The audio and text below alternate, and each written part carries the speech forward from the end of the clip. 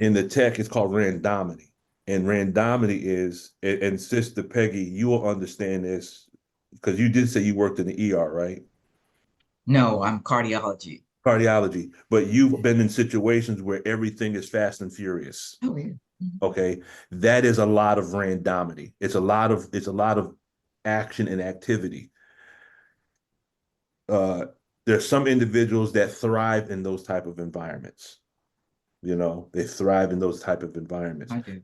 I remember when I was working as a paramedic, one of the high points of a paramedic's career is running what's called running a code.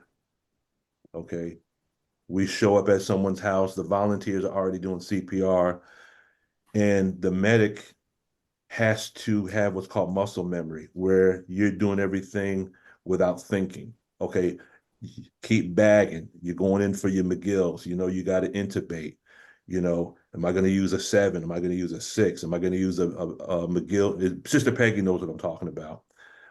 I got to intubate. Okay, got the tube. Do I got breath sound? Okay, make sure I get this. I got to get the IV. I'm pushing the epinephrine. It's just some people thrive in that type of environment. Okay. Um, Whereas for some people, if you're in that type of environment, you'll have what they call an analytical shutdown, right? Some people, when they get certain environments where there's a lot going on, they freeze. Mhm. Um, for some people, an environment that has low randomity, where there's not a lot going on, some people are okay in that type of environment. I can't thrive in that environment. Something like that drives me Mhm. crazy. You know, Mhm. some people thrive in high randomity. So in the tech, they have something I think it's called optimum randomity, where you're in an environment where you can work optimally, but that varies for different people. But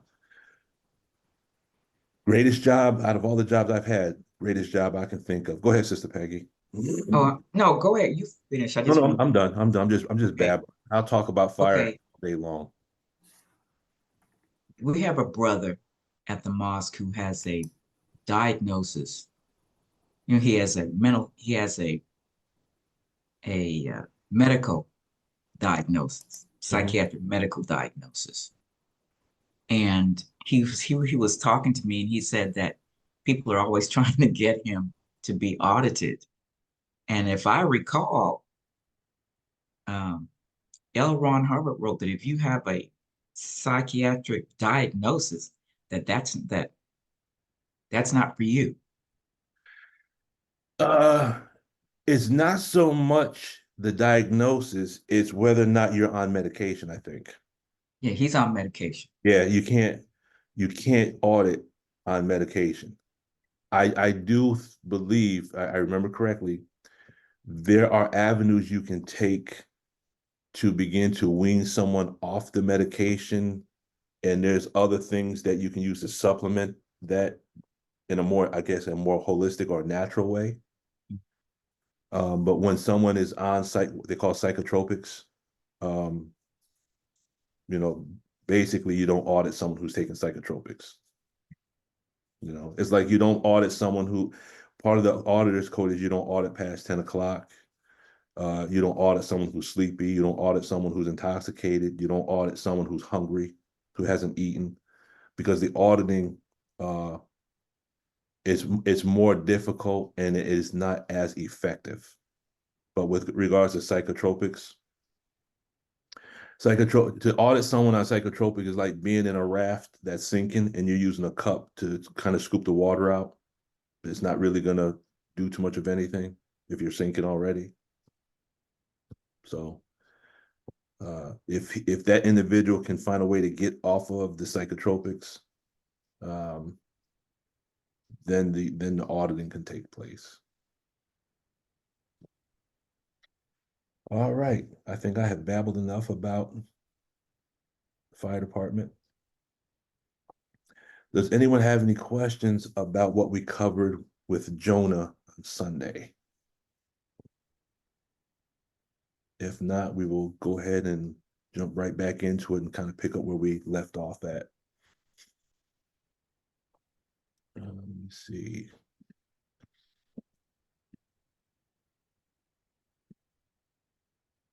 Okay. Does everyone see my screen? Yes, sir. All righty. Put this here. Everything's working fine.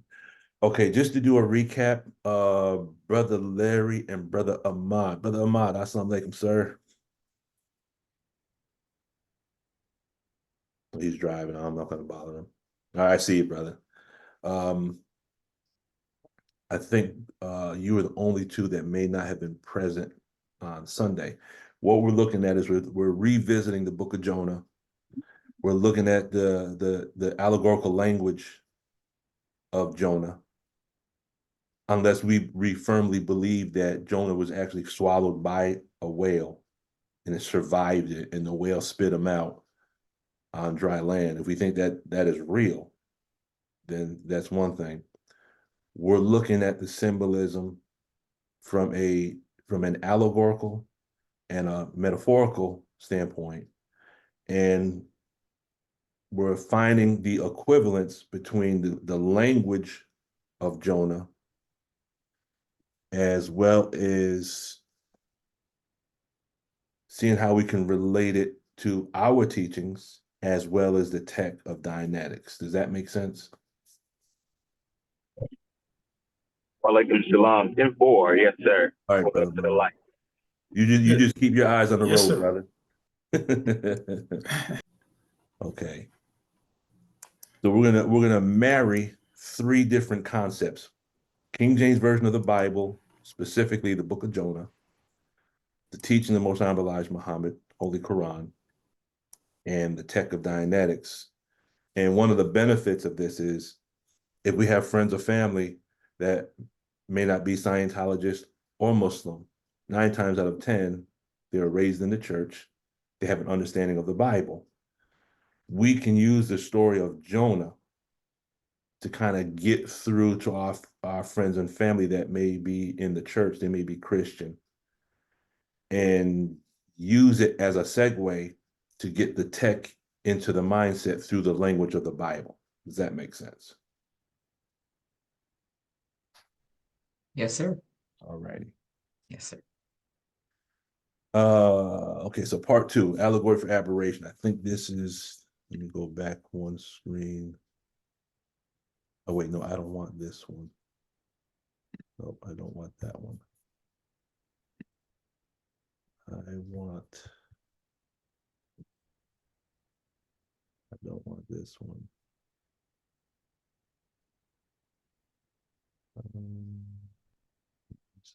I want, yes.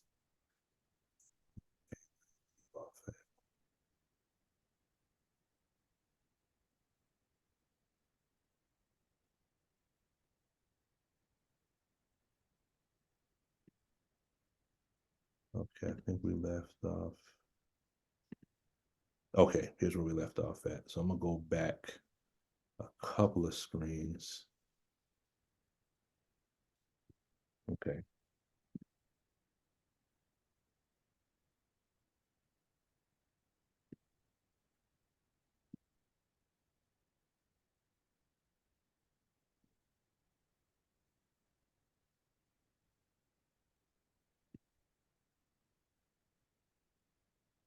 Okay.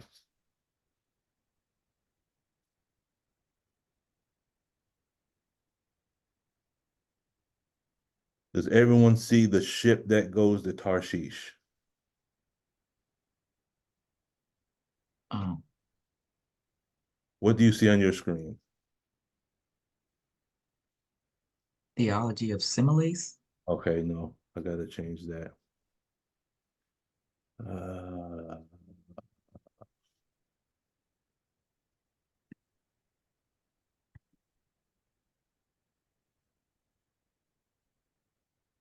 okay, let me get this out the way first.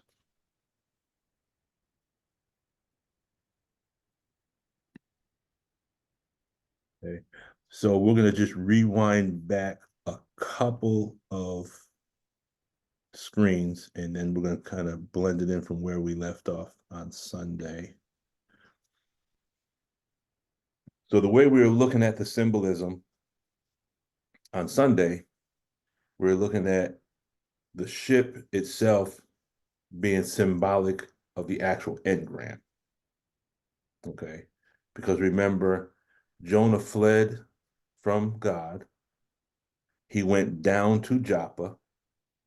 And we noted that when he went down to Joppa, going down represented he left a state of serenity or high tone, and he went down, meaning he went low tone. Does that make sense? Okay. And in this ship, there are other people in the ship, and we're looking at the ship being a vessel that he traveled in, just like emotion is what we travel in when we go downscale, correct? Yes. Okay.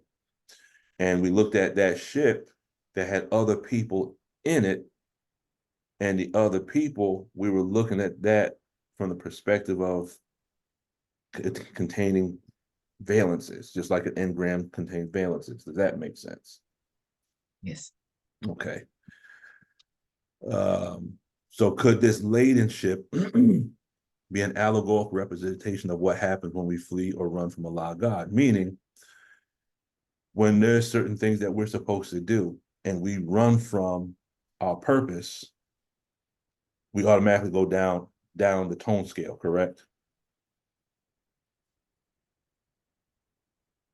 Does that flow? Yes, sir. Okay. So this is kind of what happens when we flee from our purpose. The Honorable Minister Louis Farrakhan says that blessed is the one who finds their purpose and is found doing it. You got to put that and in there, because sometimes we find our purpose, but we don't do it. We might have doubts. We might have insecurities.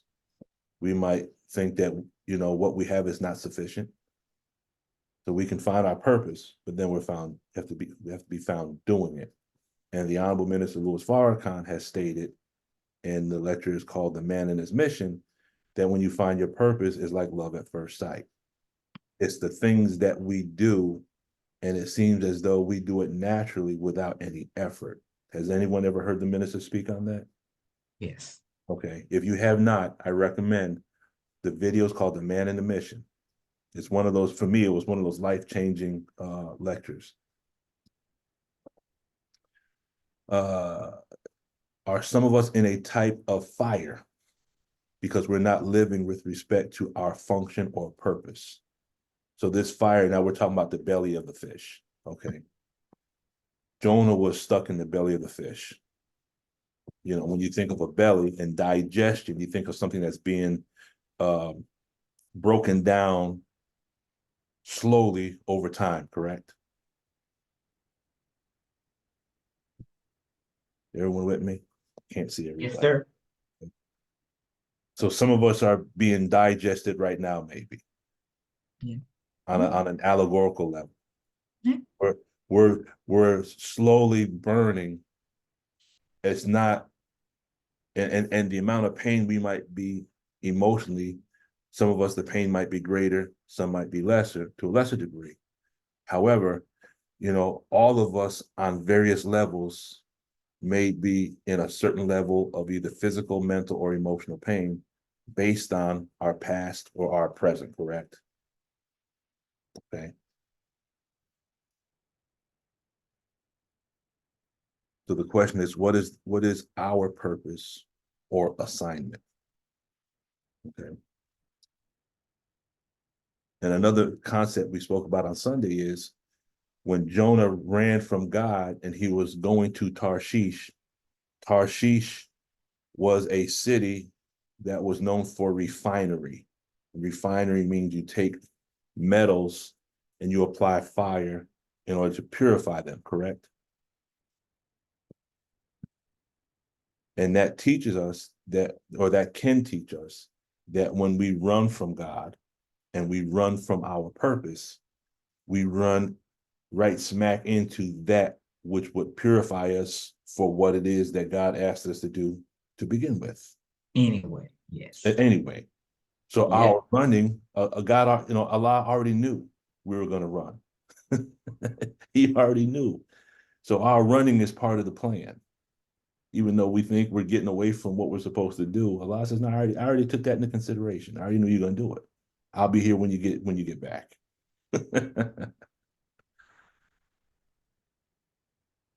It says, "But Jonah rose up to flee unto Tarshish from the presence of the Lord, and went down to Joppa. And he found a ship going to Tarshish. So he paid the fare thereof, and went down into it to go with them unto Tarshish from the presence of the Lord." So yes, brother, and Allah is the best of planners. Yes, indeed. So in this verse, you have, so Jonah rose up. So sometimes we rise up, meaning what? We get beside ourselves, we get arrogant, we get big-headed, and we run from the presence of the Lord. But here's the question. If Allah is ever present, where can you run where you're not in his presence? And then we went over the word Joppa. The word Joppa translates to beautiful, that which is aesthetically pleasing. So we looked at this as being metaphorical language, meaning when we run from God, we run to that which we find pleasing. But the things that we find pleasing will take us off the path. Does that make sense? We go down the Yes, sir. because we go down to Joppa. Yes, sir. Then we found a ship. The ship represents an emotion. Okay.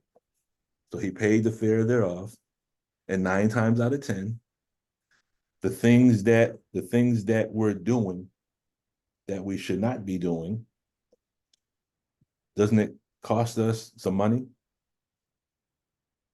Aren't we paying for it? Yes or no? At least money. Yes, sir. Yeah, it costs us something. And then it says, and went down into it, and to go with them. And here we're saying that them could represent the valences. Because when we go down the tone scale and the engram gets clicked on, then now the engram is on. It's, we have the key in and then the lock, but that engram is full of valences, correct? Because Yes. that's what we're dramatizing. Go ahead, Sister Ania. So he paid the fare thereof, as well as, things that the lifestyle that we're living in, we have to pay for those things. But I looked at it in terms of, so he paid the price in terms of the consequences of that which we do. We have to pay the price of that. So that's the way I looked at that. No, that's a great way of looking at it as well. And I'll use this as an example. Some of us can relate. For some of us that are struggling on a dietary level, the price we pay is either health or increase in weight. Got to pay a price, because energy is neither created nor destroyed. It just changes form. Yes. And our disobedience, we could say, is that a type of energy? Yeah, that's negative energy. Yeah. So energy is neither created nor destroyed. So that negative energy changes form. So really, our thinking is behind what we do, and our thinking gets translated into a physical reality, which we call physical illness or obesity or diabetes. Correct? Okay. Yes, sir. So what we're doing is we just want to see if we can use the Bible to understand the text and use the text to understand the Bible. So if the ship represents emotions and went down into it, represents going down the scale, could this represent going down into the reactive mind? Now, here's an interesting thought. If you look at Surah 50, I was reading this last night, in Surah 50, and if you start with ayat number 16, one of the things, let me see if I can pull it up real quick. it gives you a good viewpoint of the reactive mind, and in my opinion, the reactive mind. But if we go to Surah 50, it's Suratul Kaf. And one of the things it says here says,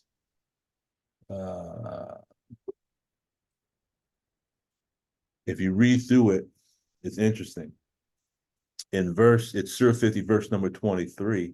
It says, and his companion will say, this is what is ready with me. Cast into hell every ungrateful, rebellious one. No, it says his companion will say, our Lord, I did not cause him to rebel, but he himself went far in error. So here, the companion is the devil. And the devil is saying, your Lord, I didn't cause him to do nothing. It was like, I just called him and he came, correct? And when you look at the Arabic word and the way it's describing his companion, it's similar to the fact that we have what's called the reactive mind. Or if you go further into tech, you have what's called the genetic entity, correct? Everyone with me? Sister Ani, you have your hand raised again? Okay. No, sir. Okay. So does that kind of make sense? The Yes, sir. companion of the Holy Quran, we can find the equivalent with the genetic entity or the reactive mind of Dianetics. So here we have this companion. Holy Quran calls it the whispering of the slinking devil, right? Who whispers into the hearts of men.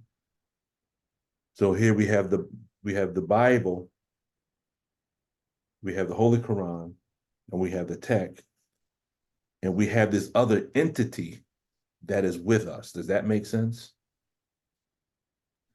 Yes, sir. Okay. It's almost like, again, and this is just my opinion, there's a place in the Holy Quran where it says, I created you in pairs and wombs. I created one, I'm paraphrasing, one of you is a believer and one of you is a disbeliever. I've always wondered about that. How can I be created in the womb, but then one of you is a believer and one of you is a disbeliever? It's almost like there's two entities that exist. And again, this is just my opinion. So could this be, from the standpoint of the tech, talking about the theta and the mest, meaning I, which is the center of awareness, the spiritual being, and then the physical body? Because the physical body doesn't want to eat one meal a day. The physical body doesn't want to fast during the month of Ramadan.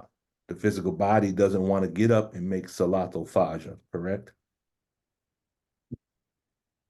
So is it safe to assume that the physical body is not a believer? Could we say that the physical body is a disbeliever? The We self, could. Yes, sir. the self that exists in the body is the Yeah. believer. Right, right. The physical body don't want no part of one meal a day. Y'all kind of follow where I'm going with this? Yeah. Go ahead, brother Ahmad. Yes, sir. Yes, and I appreciate it because for the first time, I'm understanding that verse very differently as applying to one individual, really myself, and then extrapolating that. So it's saying, and this is true, because even the often repeated quote, you can turn devil overnight or hypocrite overnight. That's the same person who the day prior, under different circumstances, might have been a believer. You know, so for me, the value of understanding that is that self-check and that self-accusing spirit reassurance, like it's us, one and the same, devil and God. So I appreciate that very much. Praise be to Allah. Let's backtrack in Surah 50 real quick, since we're here. It's section number 2, and it's titled The Resurrection. And if you look at it, it starts at ayat number 16, and it says this: in the name of Allah, the Beneficent, the Merciful. And certainly we created man, and we know what his mind suggests to him, and we are nearer to him than his life vein. Okay, so we know what his mind suggests to him. So now look at the language. That means the self and the mind are two different things, right? Because the mind is making a Right. suggestion to him. Yes. Okay. So there's two things speaking of here. There's the individual and then there's mind. Now, when you look at the word mind, and if I look at the Arabic, if I look at the Arabic real quick, yes, the Arabic for mind is nafs. The word is nafs. And in Arabic, nafs means mind, it means spirit, it means soul. So now, based on this, if we know what the mind suggests to him, if you go back into our study guides, in the opening letter, I believe it is, we're told about the nafs amara, the nafs lawama, and the nafs mutmainna, correct? And that comes from the introduction to Surat al-Qiyamah, which is Surah 75. And the self-accusing spirit is called the nafs lawama. Does everyone understand that? Okay. Okay. If you go back into the study guides, go into the introductory letter, I believe it is. It's either Sister Dr. Ava or the minister, but it's talking about the three nafs. Nafs mutmainna is the soul that is at rest. That's the goal. And here's an interesting thought. Here's an interesting thought. When you have different levels of brain frequency, you have at right now we're on beta level, okay, because we're awake. We're awake and we're having a dialogue. Remember the word bat. Just remember that word, B-A-T. Bat is the B is beta, is a level of consciousness where we are right now. We're engaging in conversation. We're doing what we're doing. When you go down to alpha waves, A for alpha, is when you start to get into that sleepy kind of meditative type of state, correct? Y'all with me? Yes, sir. Okay. Then below alpha, you have what's called theta. That's the bat, B-A-T. Theta waves is when you're in that deep meditation, kind of slipping into being asleep, correct? You with me? Yes. Okay. So you have bat. Now, take that word bat, and let's say G represents God. Put that above the B at the top of the scale. Those are the gamma waves. Okay. The gamma level is what some people call super consciousness. Okay. And if you take D and put that at the bottom of the word bat, that's where you get delta waves. That's deep sleep. I think that's what you call sleepless, a dreamless sleep. It's when you're sleeping, you don't even know you're asleep. Have you ever been there before? You wake up, you didn't even realize you were sleeping. Okay. Different frequencies of different levels of thinking. So the nafs, the mind, nafs at rest, oh so at rest. On the tone scale, that's tone 40, correct? And we want to climb a mountain 40 miles high, correct? Oh, You see where we're going with this, Sister Peggy? yes, I see that. Okay. Now, guess where gamma waves start at? 40 beats per minute. So super consciousness starts at 40. The tone scale, the higher part is 40, and we got to climb a mountain 40 miles high. So you see how this kind of lines up with that number 40? And what's the 40th surah? The 40th surah is the believer, yes? Oh, okay. Something about Believer. that 40. Okay. 40 years to teach one, yes? Okay. A little mathematics for us. Now, when you go further into Surah 50, and then we'll come back to Jonah, I just want to look at one ayah that says, and every soul comes with it a driver and a witness. Go ahead, Brother Ahmad. Beg your pardon, I left my hand up. Okay, no problem. So when you look at every soul, okay, and then we look at every soul, we're coming back to that nafs. Every soul comes with a driver and a witness. When you take those two words, driver and a witness, the driver, when you look up that word in Arabic, brings you to this word. The word is called an engineer. And the engineer is one that controls something, right? Controls a train or controls something. But the word in Arabic, it has the same meaning as the reactive mind, something that urges us to do things that we don't want to do. Does that make sense? And then when you look at the word witness in Arabic, it comes from the Arabic root word, I believe it's shahada. You know how we take our, where you learn about people taking their shahada, their bearing witness. Mm. One of the meanings of the word shahada, you get shaheed, and in that word, you have the word that describes what's called a notary public. A notary public is someone who records things based on date and time, correct? Right. But wouldn't that be the file clerk in the time track? Come on, put it together. So every soul comes with a driver and a witness. Every soul, every individual, we have something that is going to test us, and we have something that's going to record what we're doing. Does that make sense? Yeah, makes sense. Okay, so we're aligning up what Allah gives us in the Holy Quran, because he says he's given us a book explaining all things. So in this, it's giving us an explanation or better understanding of what the tech is already saying.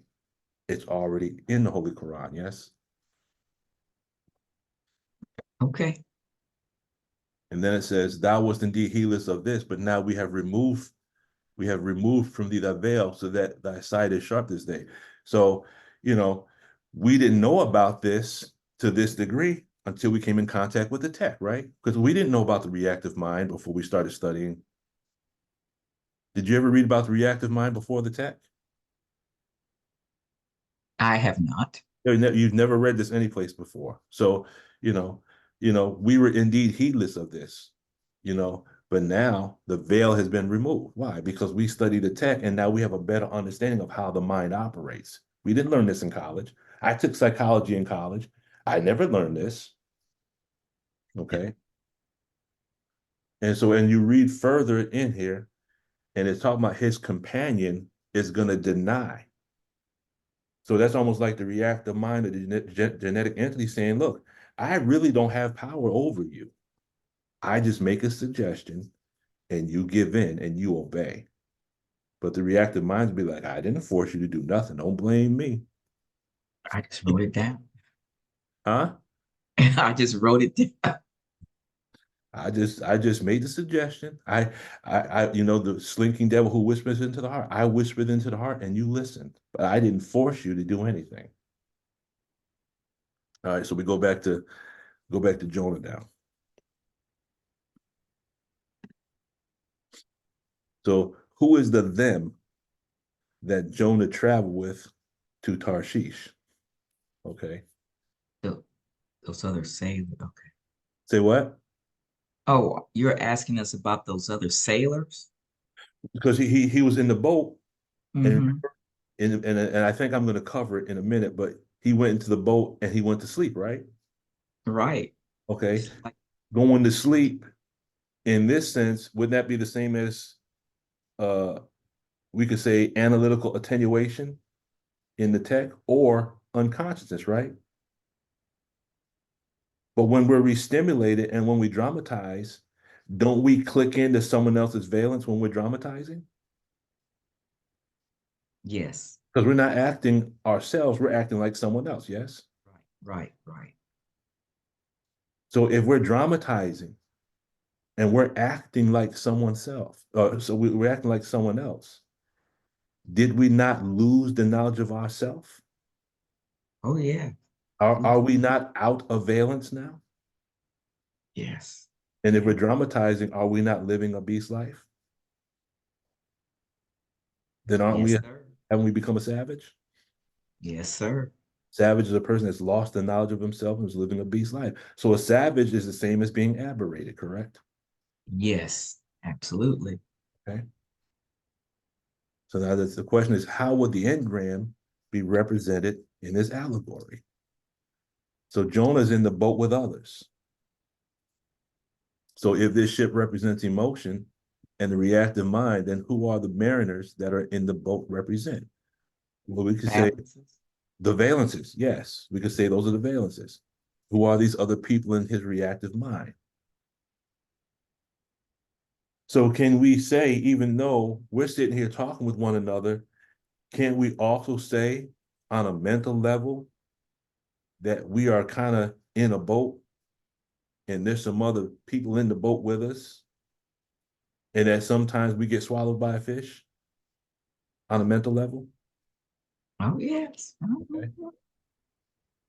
Because see, for some of us, the fish that we get swallowed by, and I'm just speaking generally, the fish could be cigarettes, the fish could be alcohol, the fish could be food, the fish could be fast food, the fish could be sweets, whatever it is that our go-to is, that we try to find comfort in physical things, that is the fish that swallows us. In other words, does that make sense? That makes sense. Okay.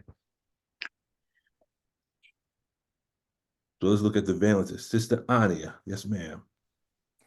And that fish could be that swallows us could be when we watch a lot of movies and TV and Yes. especially these reality shows Mhm. where a lot of people will live out their lives through those characters, but they're just sitting there. They're not making the money that those people on the TV are making. Mhm. They're just sitting there pining away, wasting their life, Mhm. living through the dreams, dreaming their life away through what they see other people doing. So we get swallowed by that. Yes, ma'am. Yes, ma'am. And along with that, sports. Sometimes at work, some of the guys get crazy when a team wins, and we won. I'm like, so how much? What's the size of the check that you get sent? What do you make off the victory? Nothing. So how are you using the word we? We didn't do anything. You're not a part of the team. You might have a jersey. Anyone can buy a jersey. It don't make you part of the team. You don't get no residuals. And if you look at every year, one season blends into another. So this world keeps us in sport and play. Why do we love the devil? Because It he gives gives us us nothing. nothing. He gives us nothing. You got people that are paying $9,000 to go to the Super Bowl this year to watch a game and get nothing in return. Did you know that the average ticket is $9,000 for the Super Bowl? I did not know it was That's 9,000. what I was told, and I believe it. It's crazy. I The I game, also, huh? I heard that the people that perform don't get paid either. I can't see how they're not getting paid. But you And want to know the funny part about it is the NFL is, I believe, it's non for profit. How does that work? It's not. I don't believe that. So what is a valence? A valence is an identity complete with a bank mass or mental image picture mass of somebody other than the identity selected by oneself. In other words, what we usually mean by valence is somebody else is assumed by a person unknowingly. So sometimes we get re-stimulated and we act out based on compulsions, obsessions, insanity, neuroses, or psychoses. And what we're actually doing is we're acting out the behavior of someone else that we either observed or the behavior was either done to us or something we observed, but we're acting out the behavior of someone else. Does that make sense? And we're not even aware that we're doing it. We think the habit is ours, and actually it's not. Does that follow? Everyone follow that? Yes. Okay. The valence mechanism produces whole people for the pre-clear to be, and will include habits and mannerisms which are not mentioned in the engrams, but are a result of the pre-clear's compulsion to copy certain people. When we're dramatizing, we are acting out the behavior of other people, and we're not even aware of it. And when someone says you're acting just like so-and-so, because we're dramatizing, that's like adding fuel to the fire, because now you're invalidating me. Because if I'm acting out and you're saying I'm acting like, you're acting just like your father. So now you're saying my father is negative. So now what does that do? That just causes me to become more aberrated, correct? That makes sense? Makes sense. Okay. Good question. A valence is a false or true identity. The pre-clear has his own valence. Then there are available to him the valence of all persons who appear in the engram. 9 times out of 10, we don't even know what our valence really is, because we've been out of valence our whole life. We don't know who we're acting like. Okay. So a quick summary is, could we say that Jonah running from Allah down to Joppa to get on a laden ship to Tarshish with the mariners is a symbolic representation of, we become emotional. Okay. We become emotional. Then we go down scale. We're dramatizing various valences. And we're dramatizing that which is in our reactive mind. Does that kind of make sense? So we see how this is like symbolic language that could be describing how the mind operates. So it's almost like this story in the Bible is like a symbolic manual of how the mind works. If we can't apply the scripture, what's the sense in reading it? Sister Peggy. Oh, Sister Anya's hand is up. I'm sorry. I didn't see it. Sister Anya, your hands up. I need to raise my hand. Okay, go ahead. Okay, so this is similar to the story about Jesus and his disciples, going across to the other side of I forgot where they ended up, but they got on the boat and then it got stormy and Jesus was sleeping in the boat. Mm-hmm. They said, you see how it's going on in here? And, we might die and you in here sleep. You know that story? The one when the one where they met the man, once they got across the water, then they met this man that was that had all the evil spirits in him. That's the book of Mark, chapter 5. That's when they met Legion. Legion, yeah, okay. Mm-hmm. But see, for that story, I think Jesus in the boat was asleep. To me, that's like him being in such peace. He was at peace even in the midst of the storm. It's like the minister that brings his own atmosphere wherever he goes, meaning he has his peace and he brings his peace with him. And even in the midst of chaos, he brings his own atmosphere. Does that kind of make sense? Okay, it's a little bit different. Okay. Okay. No, I'm not saying the way you're saying it is wrong. I'm just saying I'm just looking at it from a different perspective. Oh no, I can understand because the circumstances were different. But So those that were with Jesus, all they saw was the storm. And they're like, wow, how are you so peaceful in the midst of all this? It's like Jesus was at peace. He was one with his Father. The same storm that bothers us is not going to bother him. Okay. So now the question is, what happens when we go downscale? Brother Lukeman, Yes, ma'am. a quick question. On the previous screen, when it described valence, it said bank mass. What does that mean? Let's see. A valence is an identity complete with a bank mass or mental image picture. You're talking, so the bank mass, we can say all the perceptics. Okay. Okay, all the perceptics. The perceptics are what gives mass to the facsimile. Okay. Okay, but now along with the perceptics, when you think of mass, think of weight. So you have the emotions that are connected with those perceptics. Because when you have a lot of bank mass, could that be the same as weighing other than self? Okay. Get it. Yes, sir. Okay. Good question. Good question. So you're catching those little words in there. That's a good thing.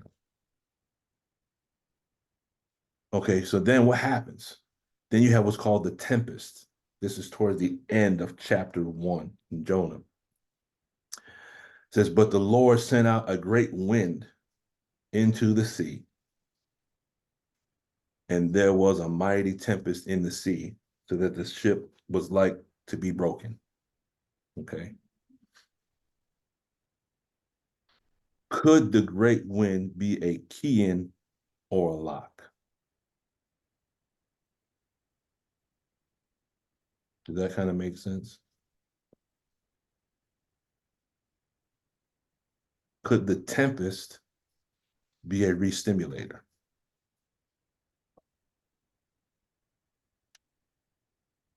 Could the stormy sea represent the aberrated mind? Yes. Okay. Sister Peggy, did you have another question? I'm sorry. Okay, no problem. So the Lord sent out a great wind into the sea, and there was a mighty tempest in the sea, so that the ship was likely to be broken. Now let's rewind to what the minister says in The Divine Destruction of America, Can She Avert It? The minister said that grief was going to be a tool that Allah was going to use during as a tool for chastisement. Does that make sense? Grief is going to be sent out. Grief or emotion is going to be sent out on everybody. Okay, the shock of the hour, right? Y'all remember the shock of the hour? Oh, yeah. Okay. The word shock in Arabic, zalzala, means grief. So grief is going to be cast out across the board on everybody. So emotion is going to be used as a tool. The minister has given us what is necessary to be in the presence of emotion, but not be consumed by the emotion, correct? If we're using the tech. I believe it's the book of Daniel that says that you had, I think it was Shadrach, Meshach, and Abednego. There was 3 that were in the oven, and there was one like the Son of Man in the oven, keeping it cool for them, correct? Okay. Okay. So now you have something that's on fire, burning. But if you're a mental firefighter, you can be in the presence of the fire, and if you have your gear on, it's going to be uncomfortable, but you're not consumed by the fire. Does that make sense? That's what an auditor is. An auditor is a mental firefighter. And the pre-clear who is accessible. The pre-clear who is accessible. See, when you fight a fire, you're supposed to have 2 in, at least 2. You have what's called your officer and you have your nozzleman. In auditing, you have your auditor and your pre-clear, right? And both of them are working to put the fire out. Well, that's what auditing is. The auditor and the pre-clear are locating the mental fires and putting the mental fires out, correct? Y'all with me? Yes, sir. Okay. So if grief is going to be something that's across the board, and you can look at the news every day and see what's happening. Some people are experiencing certain things. I just recently, there was something in the news where a family just lost their home or something, and the mother killed the children, killed the father, and then killed herself. You know? The grief gets so heavy, it causes people to do crazy things. Okay. So the key in is the first lock on the engram. Oh, Brother Lukman, Yes, ma'am. I just want to clear the word tempest. Okay, Tempest. So besides meaning a violent windstorm, Mhm. especially one with rain, hail, or snow, it also means a violent commotion Mhm. or disturbance. Mhm. And then it says that the meaning of tempest has expanded over time to include the idea of anger or fighting. Hmm. And a person, a person with a tempest or tempestuous personality could be described as being prone to violent mood swings and fits of passion. Hmm. Perfect. Mhm. Thank you, Sister Anya. Yes, sir. So that's tone 2.0, 1.5, and 1.1, right? Antagonism, overt hostility, and covert hostility. Yes? Yes, sir. Okay. That's the word for today, tempestuous.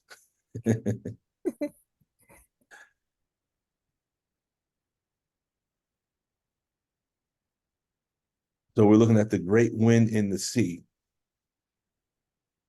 Okay, but this sea we're talking about is this body of water that this brain sits in. Could we say that? Because there's certain fluids in the body that almost have the same makeup as seawater, correct? Sister Peggy, how close is seawater to plasma? Oh, I'd have to look that Well, up. no, I that's okay. It's not that important. I'm just saying, can't remember. you know, there's certain fluids in our body that are very close to. I can look it up though, Okay, sitting here. that might be some good data to have. Okay.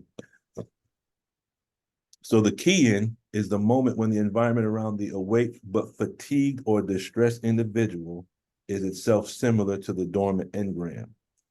At that moment, the engram becomes active. It is keyed in and can thereafter be dramatized. Now, here's an interesting thing.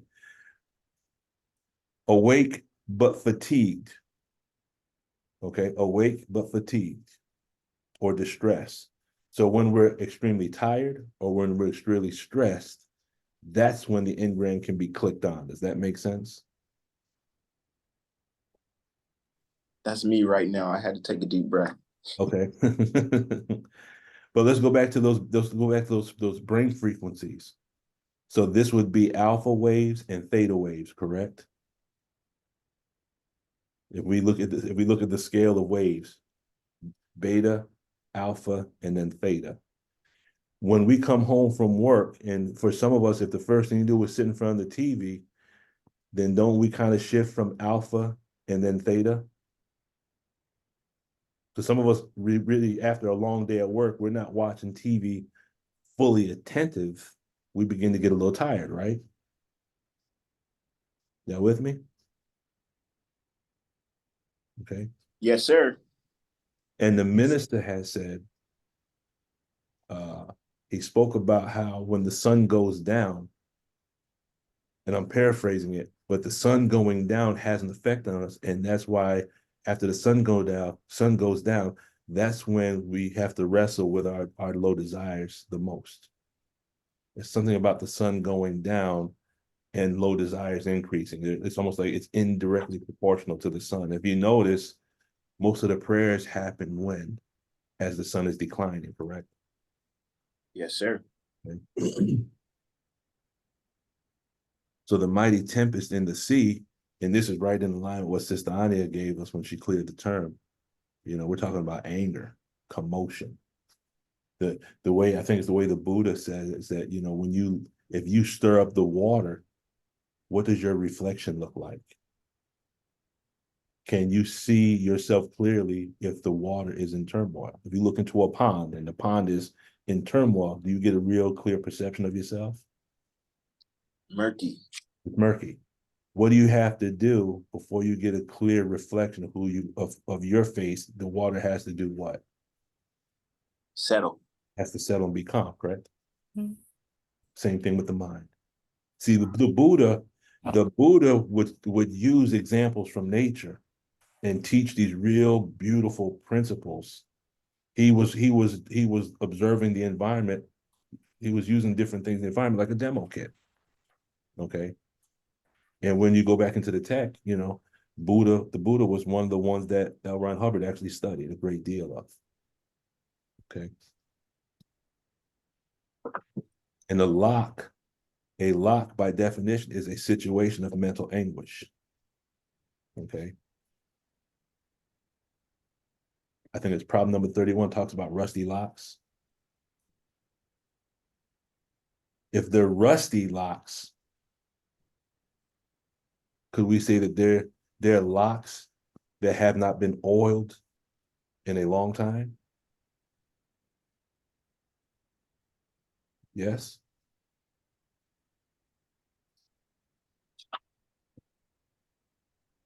And when you look at rust is oxidation. And really oxidation, when you deal with rust, when you have an explosion, that's fast oxidation. When you have rust is actually slow oxidation. So technically speaking, rust is slow burning over a long period of time. Does that make sense?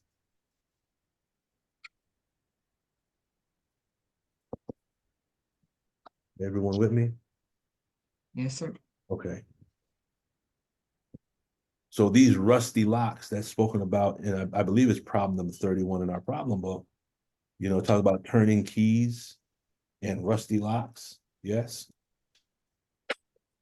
So these rusty locks could be things, could be moments of mental anguish that we've been carrying around for so long that they got rusty. But these are things we have not addressed, which is another reason why they're rusty. If you go through things in your home and you find places where there's rust, then those would be places that have been neglected for a certain amount of time, correct? Right. Okay. If you have machinery and you have items and you have parts in the machine that are rusty because you have not serviced that part of the machine in a long period of time, correct? Right. Okay. So if there's certain parts of our mind that we have not dealt with, could we say that those things are rusty? Yes, sir. Then it says that the ship was like to be broken. Okay. So now the ship, we're saying the ship represents the engram, right? Yes, sir. And when you deal with the ship was like to be broken, well, when you deal with broken, you're dealing with a break, an ARC break. And we know what an ARC break is, correct? If is there anyone that does not know what a break is? A break is when you have discontinuity with affinity, reality, or communication. Invalidation is a break. That's an ARC break. Have you ever had an opinion and someone kind of stepped on your opinion? What was the reaction?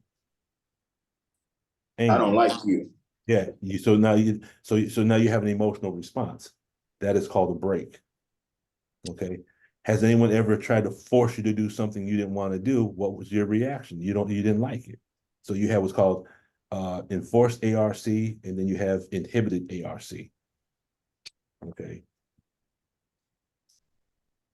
What is a break? It's a sudden drop or cutting of one's affinity, reality, or communication with someone or something. Upsets with people or things come about because of a lessening or sundering of affinity, reality, or communication or understanding. This is why in auditing, we don't evaluate and we don't invalidate. Because as soon as we evaluate or we evaluate or invalidate, that can cause a break. And some of us have breaks in such a way that we stop talking to people for months or even years. Does that make sense? Yes, sir.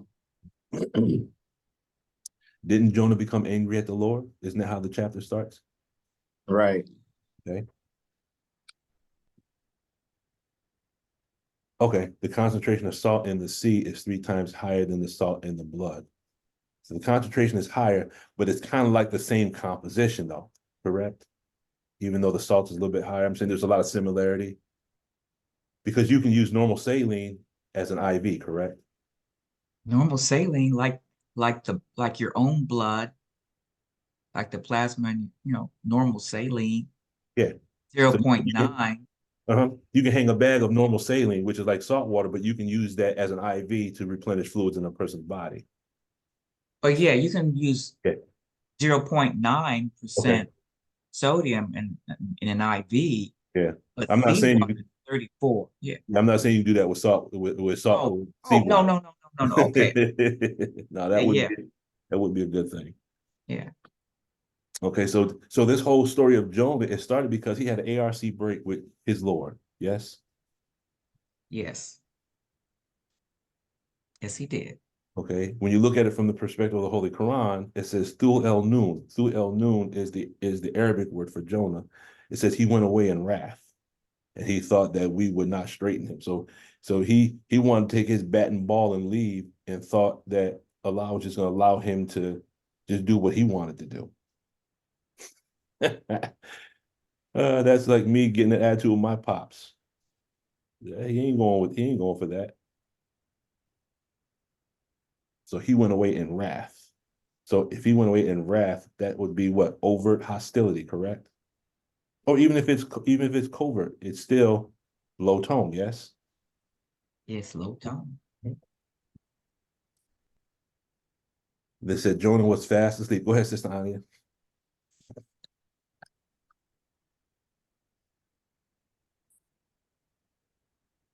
You got your hand up, Sister Anya? Well, it was up from last time, but I was Okay. about to put it up Okay. because I was asking myself the question, when we become angry, does our body composition change? The fluids in the body, do they take on a more salty saline Mhm. concentration, I guess would be the word. That's an excellent question. And I think we covered this a while back. Our emotions, negative emotions, will cause the body to become more acidic. And interesting about an acidic environment allows a person to be more prone to disease and sickness. So we can become sick as hell, basically. Our bad attitude, our emotions produce an environment that make us more prone to sickness and illness.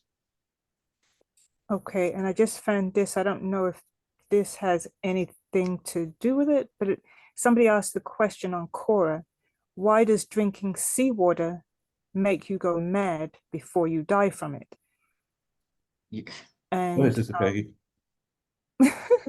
so it says seawater has lots of salt in it. So in spite of the fact you are drinking water, the net effect is actually dehydration. Yes, And one of the signs of extreme dehydration is delirium and loss of cognitive functions. As the brain dehydrates, it just cannot function. Mhm. So it's not uncommon for someone to appear to go mad prior to succumbing to dehydration. Mhm. Go ahead, Sister Peggy. Well, that would happen also when you don't have enough salt. Mhm. So, your salt is just, it can go both ways. That we had this little lady that would come into the hospital all the time. She was in her 70s and she got a new boyfriend, and she would take a lot of laxatives because she wanted to lose weight. And we'd have her in 1 week, and then she'd come back another week or so doing the same thing. And she would be confused because she was so dehydrated. She lost all her salt, her water and her salt. Where the water goes, the salt goes, and your kidneys can't take care of it. Your kidneys can't deal with all that salt. Mhm. And well, your kidneys can't deal with too much salt, but then if you don't get enough, it can make you very confused, because that was part of why she had to come to the emergency room, because she was so confused because she was so dehydrated and she lost all her salt. She lost a lot of her salt. So now, from the perspective of drinking the salt water, what happens is you have a process called osmosis, and your body has a certain balance with salt, as sister was saying. But when you drink salt water, what happens is you have what's called, you have salt that's intercellular, and you have water that's intercellular, and you have water that's extracellular, and there has to be a balance. But when you have a high salt content, the body wants to balance or dilute that salt. So what it does is it will suck the water from other parts of your body. It'll suck the water from your organs. It'll suck the water from your cerebral spinal fluid. It'll suck the water from all over the place because it has to balance over here. But it's like you're robbing Peter to pay Paul. So now all I think it's called, is it interstitial fluid, Sister Peggy?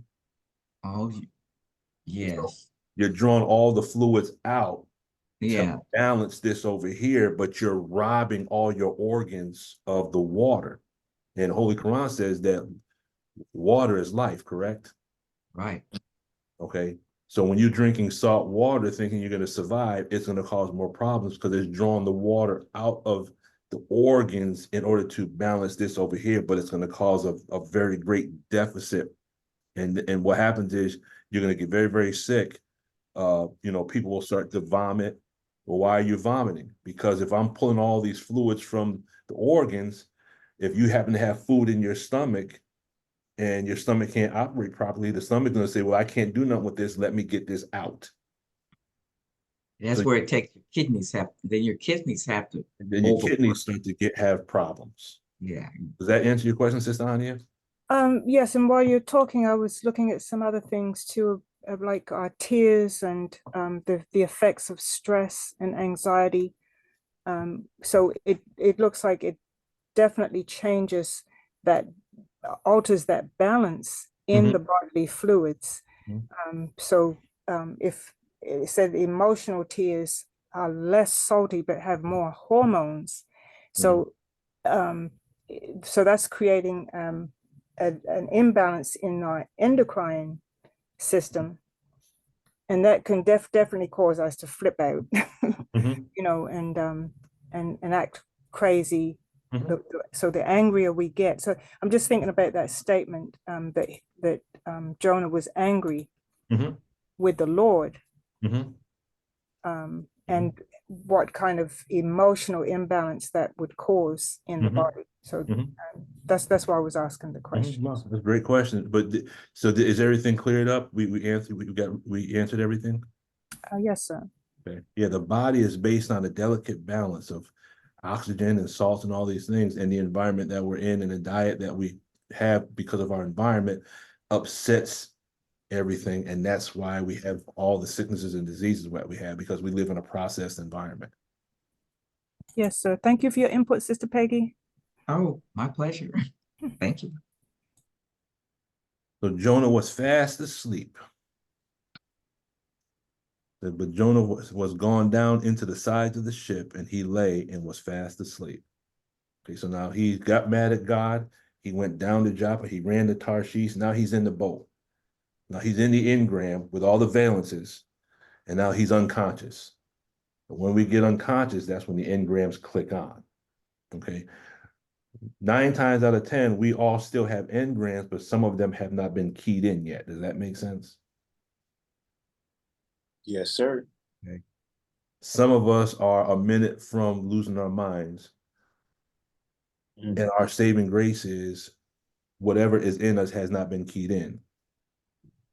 Okay. So when one becomes restimulated, the analytical mind shuts down or goes to sleep, and the reactive mind becomes activated. Does that make sense?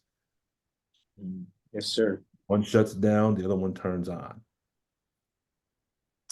So Jonah being asleep could represent the Thetan in him that has become interbulated, swallowed by the fish. Well, it hasn't been swallowed by the fish yet, but so in the boat, inturbulate, caught up in habit or addiction.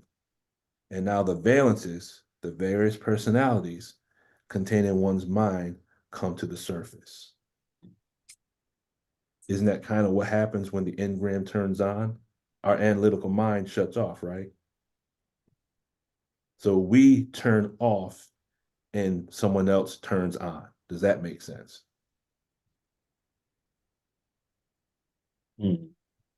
Yes, sir. Okay.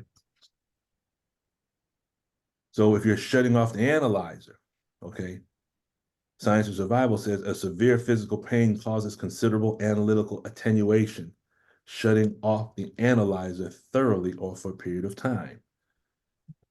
Now it's interesting because the word attenuation means to weaken something.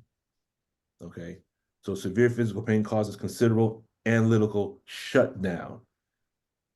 Have you ever stubbed your toe or burnt your hand, and for a split second your mind went someplace else and everything was just the pain that you're in? Does that kind of make sense? Yes, sir. Analytical attenuation. The word attenuation in Arabic is daufa. And the word daufa, where you see the word weakness, we have created man weakness. The word weakness in Arabic is the same as attenuation in the tech. So severe physical pain causes considerable analytical weakness. Okay. When we get emotional about something, isn't that when we fall back on our habits or our compulsions? Okay. Some of us get stressed out, and the first thing we do, we go grab something to snack on. I'm just saying that because that's what I do. So severe physical, even mental pain will cause us to go connect back with whatever our weakness is. And our weakness is what we use to get through severe pain in the past, correct? Yes, sir. So when we experience physical or mental pain, when we're reaching back for the old things we used to do, that's kind of the same as though we're actually going back on our time track. So now we're not in present time, right? Right. Okay. We reach for those things based on our compulsions, our obsessions, our insanities, our neuroses, or our psychoses. Some of us have specific comfort foods. We have specific things that we reach for. We have specific habits that we reach for when we get severely emotional. Does that make sense? Yes, sir. Except for those of us that are visiting from the wheel and we're clear and we have no mental problems and we're totally sane and our mind is crystal clear. For the rest of the aberrated people in the room, we have specific things. So what happened to Jonah? They threw him overboard, correct? Right. Okay. So they took Jonah and cast him forth into the sea, and the sea ceased from her raging. Okay. But Jonah went overboard now. So what could be meant by going overboard? And can going overboard be the same as going off the deep end?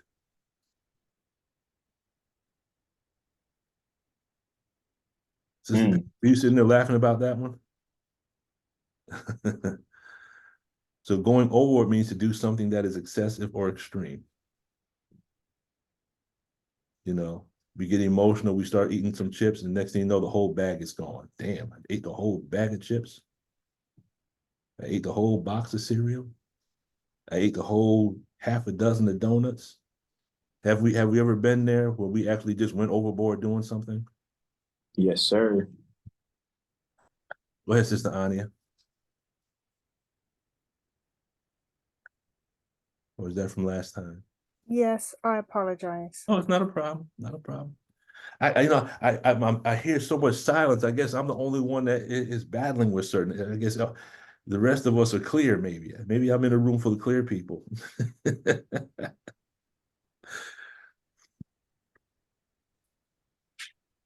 Going off the deep end means to give way into an emotional outburst.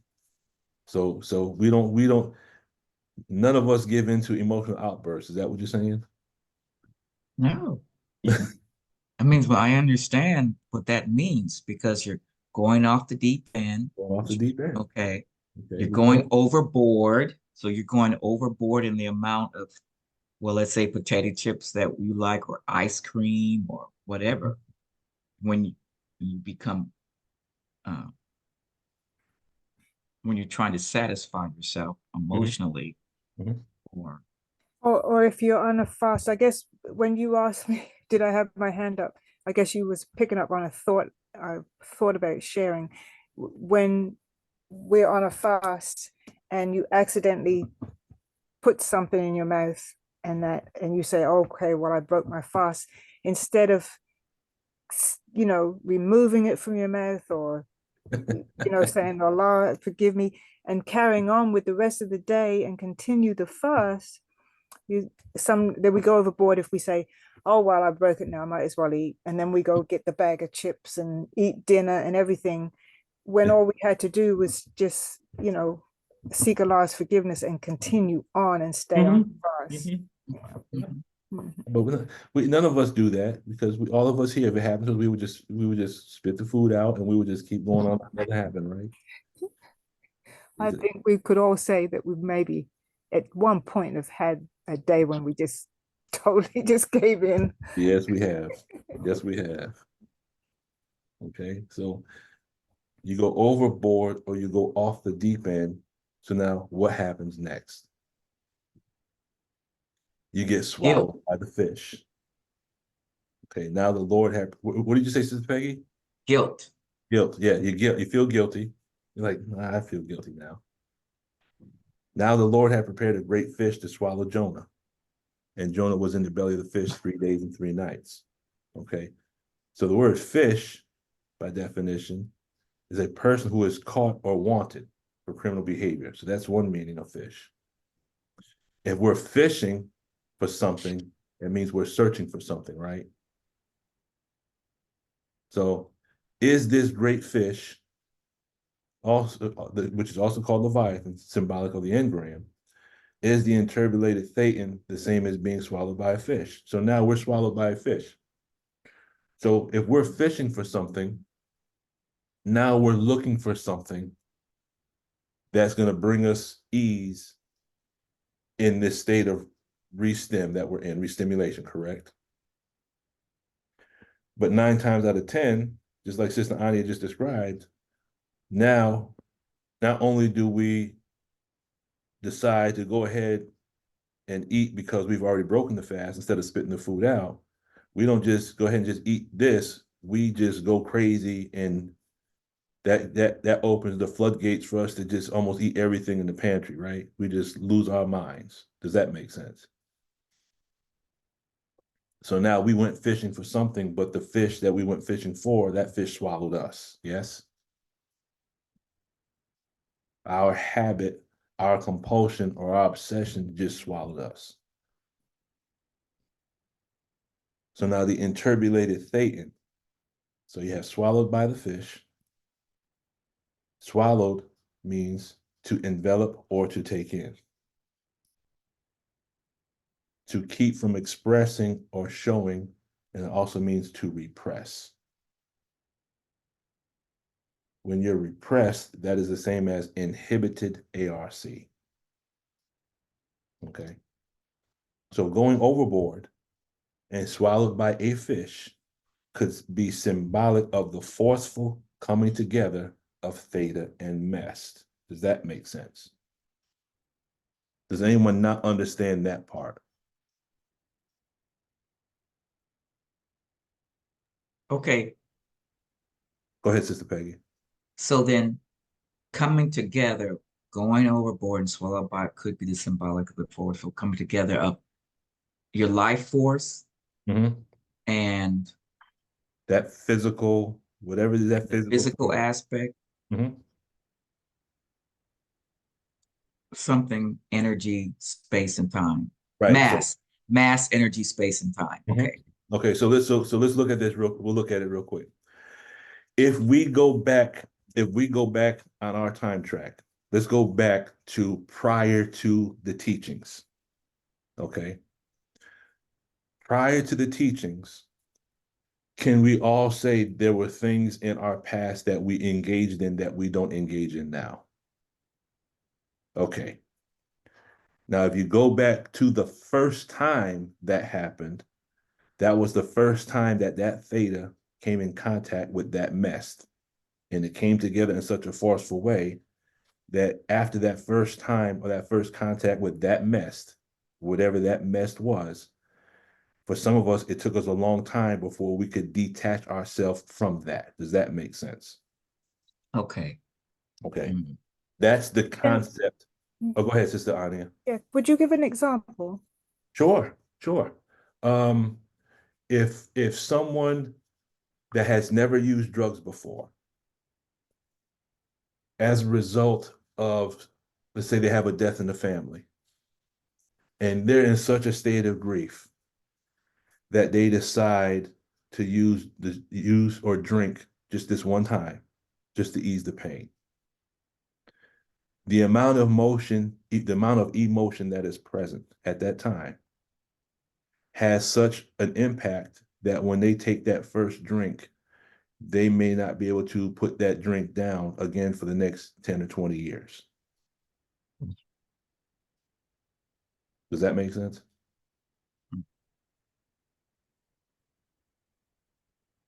Sister Ania? Right. The scenario makes sense. Okay. But That's so in where was the theta there is the person. That's the self. mm-hmm. That's the individual. And the mest represents the alcohol. Okay. And the self comes in contact with that alcohol with such a forceful, with such force that now that person, for years after that, has a drinking problem. Mm-hmm. So that's the being going overboard and being swallowed. Now you went over, because now after that, what happens is if you're intaking the alcohol, how does that affect a person's consciousness? Doesn't it reduce the consciousness?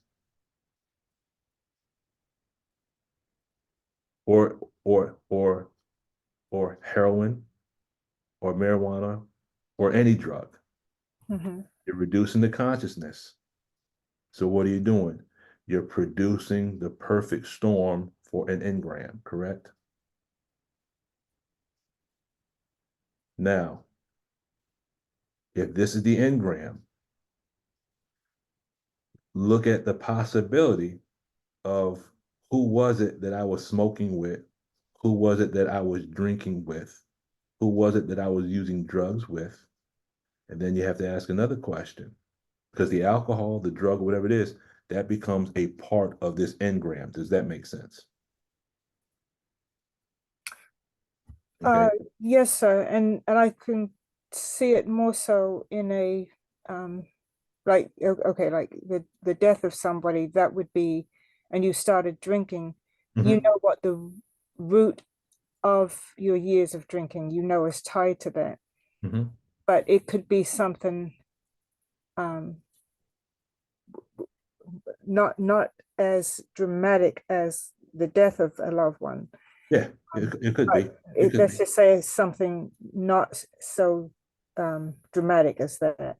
But it's painful. Let's say somebody intimidated you, and someone suggested to you, "Oh, don't worry about that. Let's just go have a drink." Yes. And Yes. then and from there they started drinking, but over the years forgot about that moment of embarrassment or feeling belittled, and have lost the reason why they started drinking and became swallowed and went overboard in their drinking. And so that I can see the engram there now being covered up by different other times of embarrassment, and them not really putting together the real cause of what it is, and seeing that all of these events are related, and that's why they're really drinking. So I can understand it that way. And those would be called the chains, right? Yes, sir. The chain are many, many events that are linked together that we don't even see. Mm-hmm. We just see the addiction, or Right. because addiction really is compulsion and obsession. I mean, it's a way of describing the same thing. So one of the ways that Dr. Gabor Mate described it, he says, you know, a person's addiction, that's not the problem. It's what went on inside of them that caused them to do that. Mm-hmm. Okay. So based on what you're saying, which is perfectly, you know, it might not, it might be something that's very, very subtle, but the activity is not what we're really talking about. It's the connection to what we use to get through that. Right. So like you're saying, it doesn't have to be as it doesn't have to be as intense as a death. It could be something very subtle like embarrassment, but the outcome is let's go have a drink. You know, let's go smoke this joint, let's go smoke this blunt, let's go do this. So now that theta gets so interbulated into the mess Mm-hmm. that now the person can't detach themselves from that. And so all their life is now is based on they're interbulated with this mess. So when you look at the tech and you look at the teachings, the tech and the teaching is designed to disinterbulate us from what we used to do. And even though we might disconnect from it for a certain amount of time, certain situations could come up that might reactivate that because it's not totally gone yet, right? But if we can clean out the reactive mind, what we're doing is we're getting rid of the root of what caused us to do these things to begin with. Does that make sense?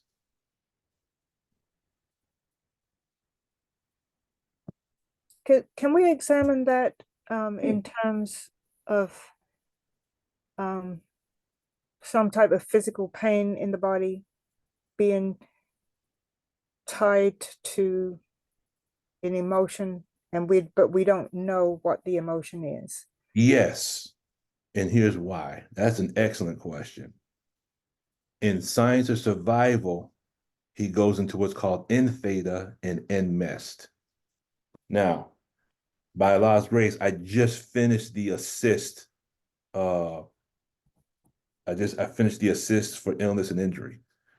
And basically, let's use an example of, you know, you've heard of the assist, right, Sister Ania? Yes, sir. Okay.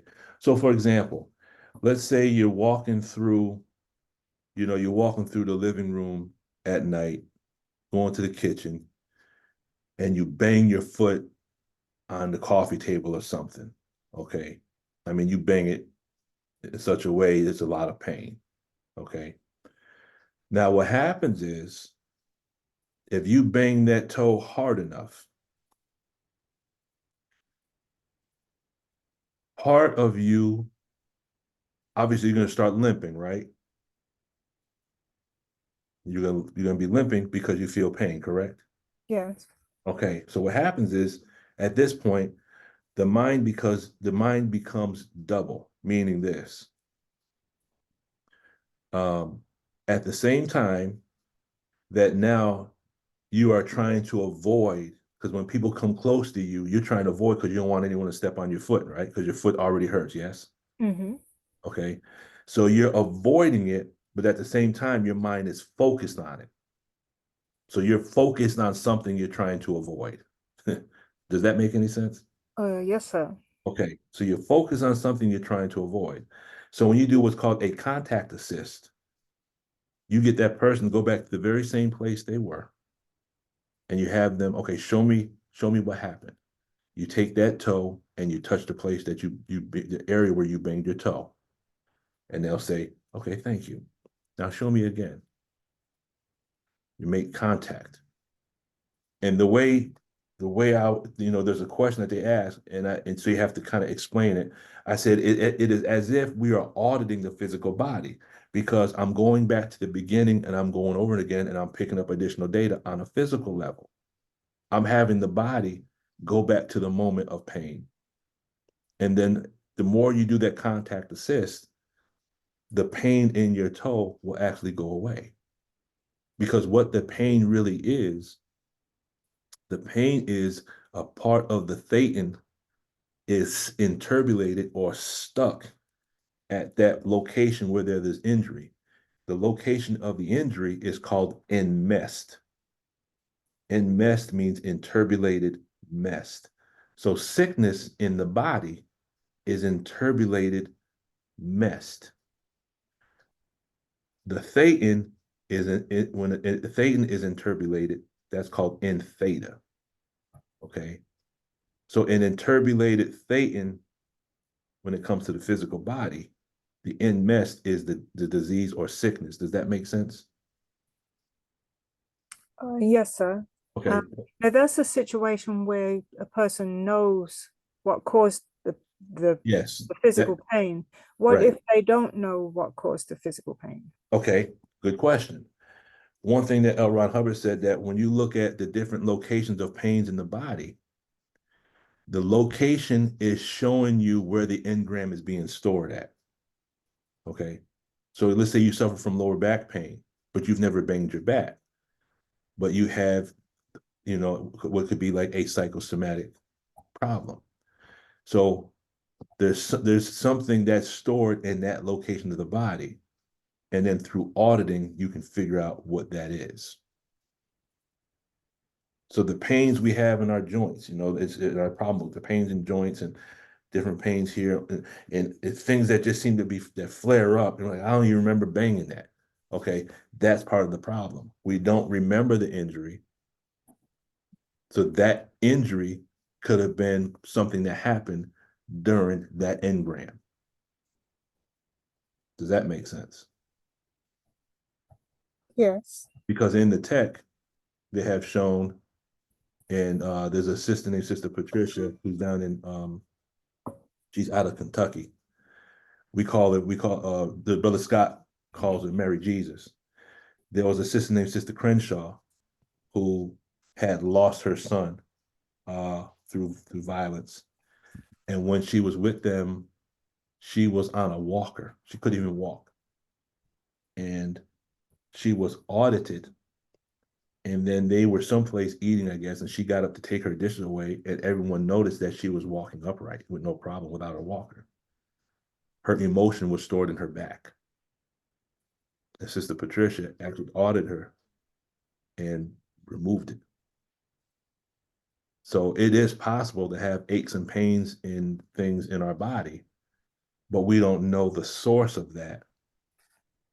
But 9 times out of 10, it is possible that the source of that is psychosomatic, because the thought condenses into emotion, and emotion is chemistry.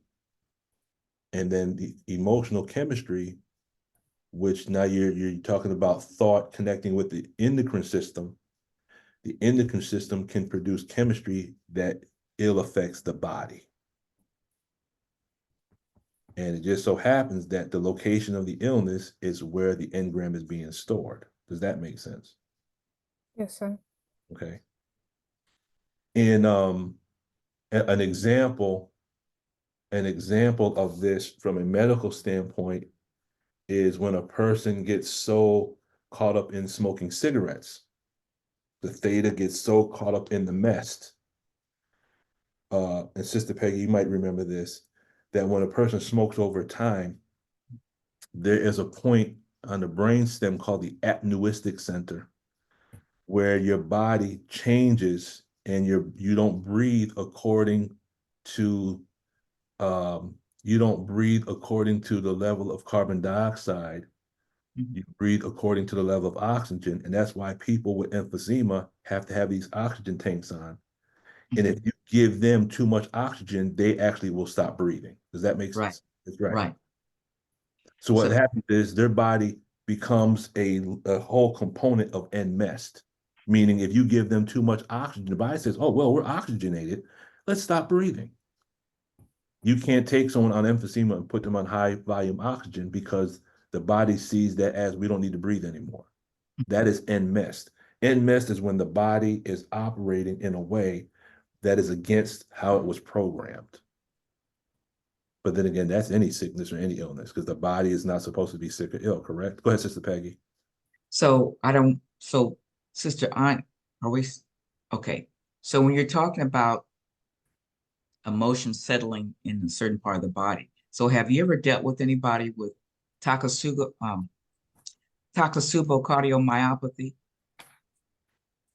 or it's called failed heart syndrome, or it's called, what is it called when you, it's called Takotsubo cardiomyopathy is called broken heart syndrome. Have you ever picked any? Okay, and this usually happens in women. It was discovered in Japan. You know, in Japan, where they have a lot of earthquakes and tsunamis. And over the years, the doctors would notice that there would be an increase in the number of women that would come into the emergency room with chest pain. And so you would think that, okay, well, they're having a heart attack. But when they worked them up, they really did not have a heart attack. It just, so it sounds like it's just settling in the heart. So what happens in the heart is that you can get up some changes in your ventricles, but then it goes away. And I've worked with at least 3 women that came into the emergency room, that come up to the cardiology unit. They have, you have to have a lot of stress, like someone in your family that died, or maybe you were in an earthquake or a tsunami, or maybe you are the victim of abuse. And I remember this one woman would come in, she came into the emergency room. She happened to be living with some other people that she knew, because she was running away from her husband because he abused her, he physically abused her. And so one day she had chest pain. They brought her in and they thought she was having a heart attack, but she really wasn't. But when they worked her up, it was Takotsubo cardiomyopathy. And they call it Takotsubo because in Japanese, when they catch octopus, it's shaped like a pot. You catch the octopus in the pot, and that's what happens to the heart. The ventricles get bigger, and there's a lot of changes in the ventricles, and then sooner or later it kind of goes away. Some people don't have any problem afterwards, and some people do, but it's not a a myocardial infarction. So you can be so terribly stressed, especially in women over the age of 50, that it'll be in their heart. So would You that look be oh, go ahead, I'm sorry. because you're saying that you can have something to happen to you and it will settle in a certain place. So when these women, or when anyone has horrible emotional trauma, it can settle in your heart. So if you look it up, you just look up broken heart syndrome or Takotsubo cardiomyopathy. And so when they come in, their enzymes are negative. They haven't had a heart attack, but something has happened. They can get chest pain and all the other signs, but when you do the chemical aspect, you don't find it. And then you do cardiac, what is it? A cardiac cath, their vessels are clean. No blockage in the vessels. Vessels are clean. Negative enzymes. So that's usually attributed to women over the age of 50. But men can get it too, but mostly women. And my experience has always been with a woman with Takotsubo cardiomyopathy. So so it's really important to do all those tests. And some think because, they're a woman, they're probably not having any. No, they may not actually have had a real heart attack or myocardial infarction, but something happened but it wasn't a heart attack, and it's in the heart, and they call it broken heart syndrome or Takotsubo cardiomyopathy. So would that be the same as in that day, men's hearts failing them on what they see coming? Could be. Okay. Then the Holy Quran talks about on that day their hearts will palpitate. So we're going to be under so much. We're going to be on such stress. tremendous stress. That Mhm. stress is going to translate into our organs. Mhm. So it made me think about that when you said, when you were just, you and Sister Anya were discussing, when Sister Anya asked the question of something settling in a part of your body. Mhm. And so then I said, oh, that makes me, oh yeah. When that happens to some women, that settles in in their heart. What have we been taught with regards to why the prophet passed away? I read in Pictol that he was poisoned. Okay. Have you ever heard that he passed? He died of a broken heart. No, I haven't.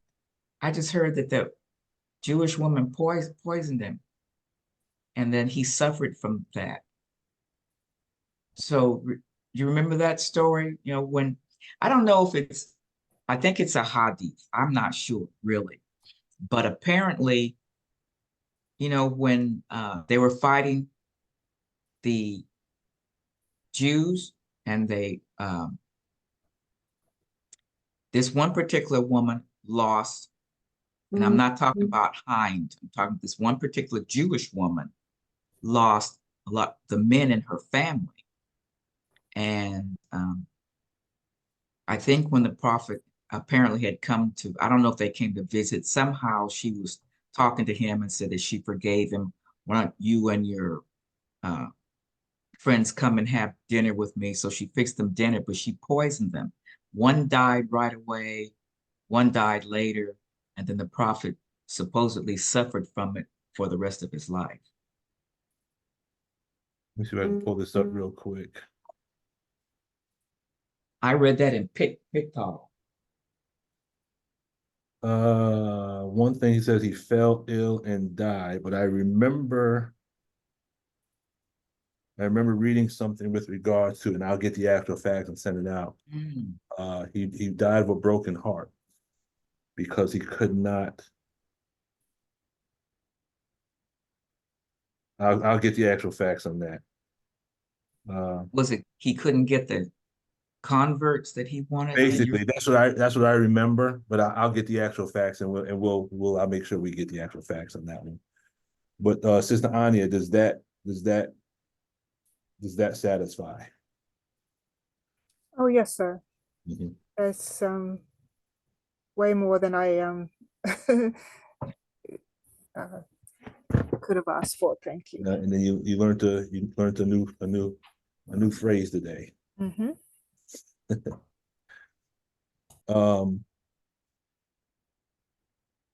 So in turbulate, and this is where we're going to start wrapping it up. Turbulent means characterized by agitation or tumult or tempestuous. So it goes back to when you cleared the word tempestuous, it's synonymous with the word turbulate. Okay. And it says in the book of Psalms, David speaks of a sea monster that dwells at the depths of the ocean. It is called Leviathan and is a frightening thing. Now, Elijah Muhammad explained to me that this sea monster is actually a reference to the devil's submarines. And he said that we can bring a submarine up out of the water by using force of wind in a circular motion. And I remember before I was looking at this, to me, this sounds like auditing. Does that make sense? Because the engram is like a submarine, because a submarine is full of people, right? Yeah. Okay. A submarine is full of people and it's in the depths. Mm-hmm. And if you strike the pre-clear such a way, what are you doing? You're bringing the engram up to the surface, and the engram is full of valences. Mm-hmm. So the submarine, we could say, is like a demo kit for an engram. So then it says here then is a piece of N theta N mest. So the engram, what is called the engram in Dianetics, he gets a little more specific in Science of Survival. The engram is a combination of N theta and N mest. He says mess and theta coming together too forcefully as in an impact or injury or getting interpolated through illness are stored in the reactive mind. Now remember, the reactive mind is the physical body. And from there, mechanically interpolate the theta of the analytical mind into compulsive or obsessive action, or interpolate the mess of the body into pain, deformity, or psychosomatic illness. So this is kind of like is in line with what Sister Peggy just explained, that we come in contact with certain things with such force that part of us is caught in our physical body at the site of the injury. And that energy that's caught causes a change in the physical part of the body. And there lies where the engram is stored. It's stored at that area where the injury is. Okay. So quick summary. Going down is going down the scale. Tarshish is really the fire or the situation that's going to purify us. Japa, we could say, is the love of this world, correct? Okay. Okay. Now, another thing is interesting is this. You know, in the Holy Quran where it talks about they worship the calf. Part of the problem is they're worshiping the calf as an idol. If you take the word calf in Arabic, I can't remember what the actual word is, but I remember the word calf in Arabic, one of the definitions is carnal or worldly things. So worshiping the calf scripturally could be what we worship, anything that we are given our focus on, or our Qibla, whatever our Qibla is in this world that is other than Allah, what we focus on other than Allah, that is the calf that we worship. Does that make sense? Okay. So you know how it talks about sacrificing an animal on the altar? You with me? Yes, sir. Sacrifice to the way I was looking at it, sacrificing the animal or sacrificing the calf on the altar could be symbolic language for us, meaning give up the things that we love most, that is that which is besides Allah. We burn it on the altar, meaning we give it up. My prayer, my sacrifice, my life, and my death are all for Lay's potato chips, right? Okay. Go ahead, Sister Peggy. When we talk about sacrifice, Mhm. okay, so when Abraham was going to sacrifice his son because God asked him to, Mhm. I can understand that that's really truly a sacrifice. Mhm. But how do you sacrifice a sheep or a calf? Is it because it so much it's represents wealth or something that you just get something and you just sacrifice that? I mean, how does that become a sacrifice? I could see if it was his son, but Mhm. not if it's a cow or sheep or Mhm. goat or something. How is that a sacrifice? It'd be a sacrifice for the goat. No, no, it wouldn't, because it would have to be something that he'd have to do willingly, right? A Mhm. sacrifice to willingly do that. But how is that a sacrifice? I, Unless, oh, go ahead. Go ahead. yeah, how is that a sacrifice unless it's because it has some associated with wealth or something? I would look at it in two ways. One, based on what you're saying, because it's something symbolizing wealth. And so I'm sacrificing this, which is a symbol of wealth, Okay. for the sake of other people. Hmm. But the way I personally look at it is I'm sacrificing something because I'm looking at the word calf from the Hmm. perspective of the Arabic that represents worldly things. Hmm. Okay. And the sacrificing of the calf on a personal level means me giving up that Okay. which I value for the sake of obedience. Oh, like Lent or something. You just give it Something like up that. You're because, giving up something that you find valuable. okay. It's like there are some times when it's time for us to make salat, and we might be involved in doing something, and then it's time for salat, and we might snooze that. I mean, I'm guilty of it. That's why I'm using myself as an example. And whenever we do something like that, what we're really saying is what I'm doing right now is more important than my communication with my Lord. Yeah. Okay. So sacrificing the calf here would mean for me is let me give this up momentarily, go make my salat. This is what I should be doing. Make my salat. And after I make my salat, I can just come back to doing what I was doing. So what I'm doing is I'm giving this up for the sake of my Lord. And it doesn't mean I'm giving this up for good. It just means I'm giving this up momentarily. I'm giving Allah his time. I'm making my salat with the proper intention. I'm not just rushing through the prayer just to get back to what I'm doing. Mm-hmm. I'm taking my time. I have the proper, I think it's called niyyah in Arabic, niyyah. Proper intention. I'm making my salat. Then I can just go pick up what I'm doing. But the part of the problem that we have is, and I say we because I think all of us wrestle with certain things unless we're making, and I'm just using prayer specifically. If we're missing our prayers, if we're missing our prayers outside of the fact that at work and we just can't do it, if we have conscious control of our environment, and there's no reason why we should not be making our 5 prayers, then whatever we're doing that's taking us from our prayer, we can kind of say that that is a God that we're placing besides God. And I'm saying that really because I'm pointing the sword back at myself because I know I'm guilty of it. So Like that. what are you gonna say? That AM jihad. Yes, yeah. AM, you talking about Fajr? Yeah, the AM Yeah. jihad. AM The jihad. jihad you have to get out of the bed and make that first prayer. Yes, ma'am. Yes, ma'am. So that in that instance, the calf that has to be slaughtered is sleep.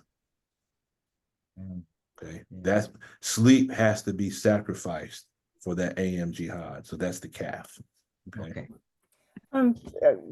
Can I just weigh in on Of course. at the moment? When you mentioned earlier you said that the calf in Arabic represents, you said 2 words. You said something or worldly things. What was the other one? Carnal. Oh, carnal. Mhm. Okay. And then when Sister Peggy raised that question about the sacrificing, different animals, sheep, goats, whatever, it made me think again on what you gave us in Sunday when you gave us maps, metaphors. Let's see if I can remember it. Metaphors, allegories. Let's see, MAP was proverbs and similes. Did I get it right? Yes, ma'am. Okay, so meaning that we have to look at it in a full context, not just looking at it from the physical aspect. Looking at, first of all, clear the words. What looking at it historically, looking at it emotionally, looking at it spiritually, in every way.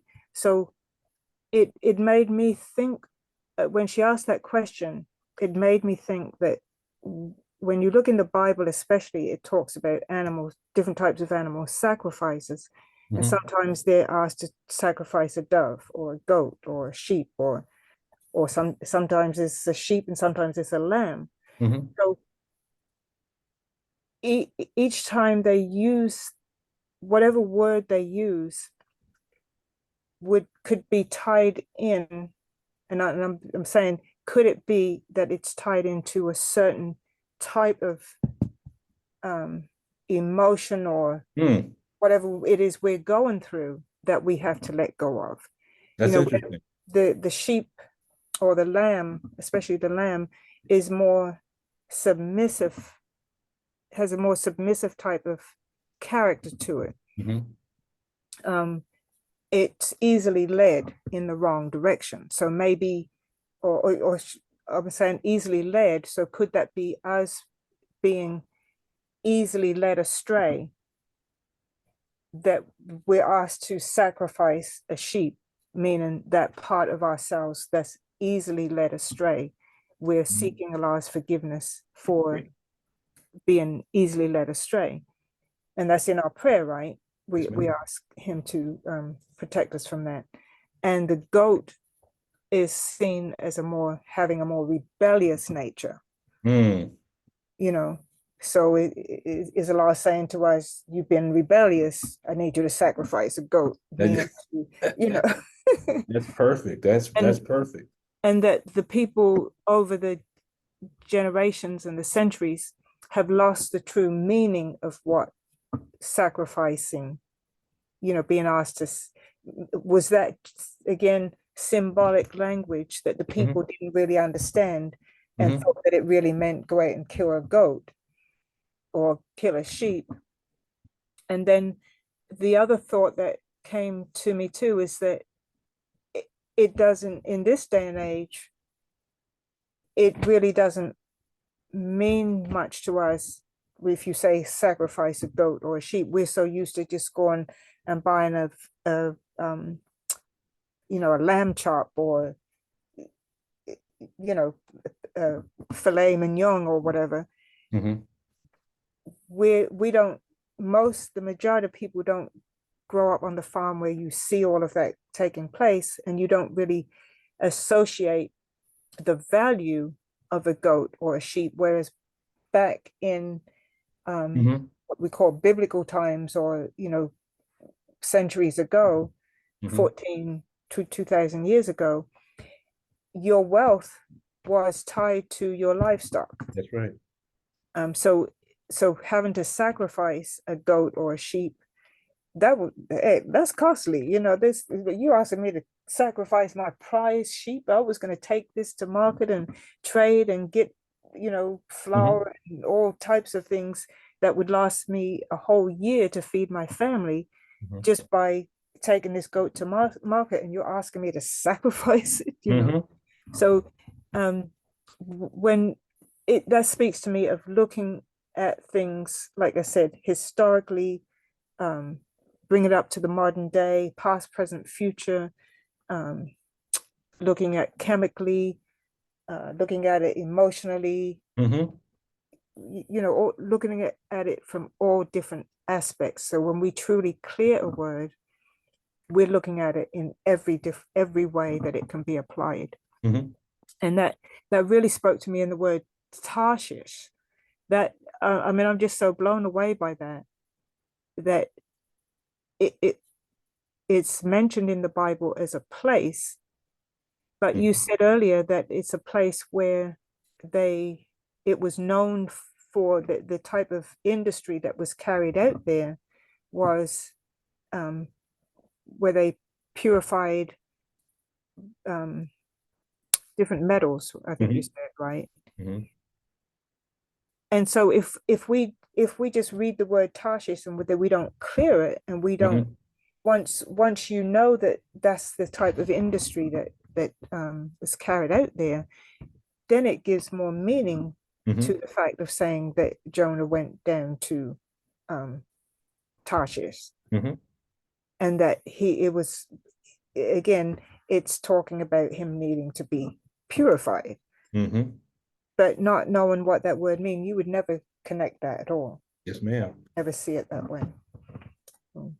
Yep, all praise and dues for Allah. And I like how you looked at that, how over time the ritual, because really, if you look at it, it's easier to slaughter a sheep externally than it is to give up a certain behavior internally, correct? Right. Okay. Even if you bring it home to ourselves for ablution, it's easier to wash our hands in preparation for prayer than it is to actually give up the behaviors of which we are using our hand to do certain things, correct? Yes. It's easier for me to gargle my mouth with water to cleanse my mouth than it is to really give up obscene speech. So we have to understand, and that's based on how I look at what the Most High Elijah Muhammad says in Message to the Black Man when he teaches the steps of actually performing the ablution, that this represents things we're supposed to be doing. I looked at that as the left hand washes the right, then the right hand washes the left. The trials of this, the things of this world are going to cleanse the righteous, and then the righteous are going to turn back and cleanse the world. That's how I perceived it. Gargling the mouth 3 times, cleansing the mouth. But what I personally do because I try to make this more than a ritual. As I'm gargling in my mind, I'm thinking, if I have spoken anything that has been unrighteous, I prayed that my speech would be cleansed. I Yes. put the note, you put the water up your nose. I don't want to be inspired by the negative things of this world.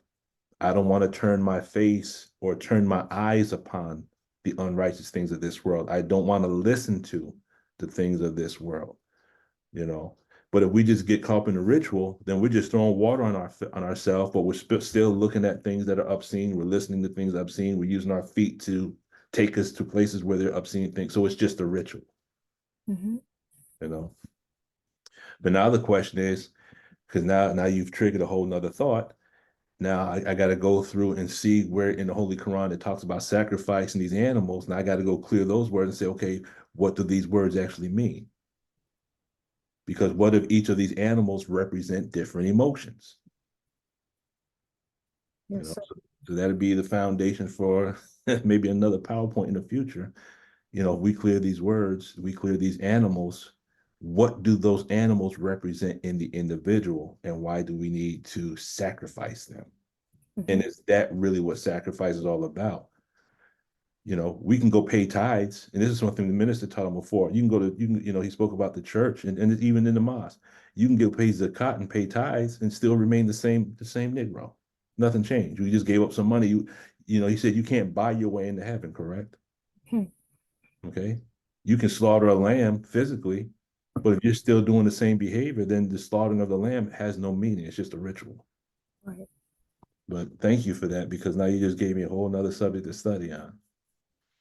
Praise be to Allah. All praise due to Allah. Okay, so the ship represents the emotion. Down into the ship represents the reactive mind. The mariners represent the valences. The great wind, we're saying, could represent the key-ins and the locks. The tempest represents the re-stimulation. The ship being broken is the ARC break. I think that might have been it.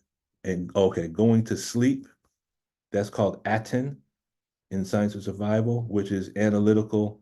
No, it's supposed to be called anatin. Anatin. That's an error. I must have been thinking about aton, but it's anatin, analytical attenuation. Going overboard could represent the compulsions. The great fish is the engram. Being swallowed, we could say, is the interbulation. So can we see the marriages between the symbols of Jonah and the tech of Dianetics, and how we can look at the story of Jonah to represent the composition or the characteristics that involve someone who's aberrated? Can we make the connections on that? Does that all make sense? Okay. God willing, the next part, because Sunday was part 1, this is part 2, we're going to look at part 3. We're going to start going into chapter number 2.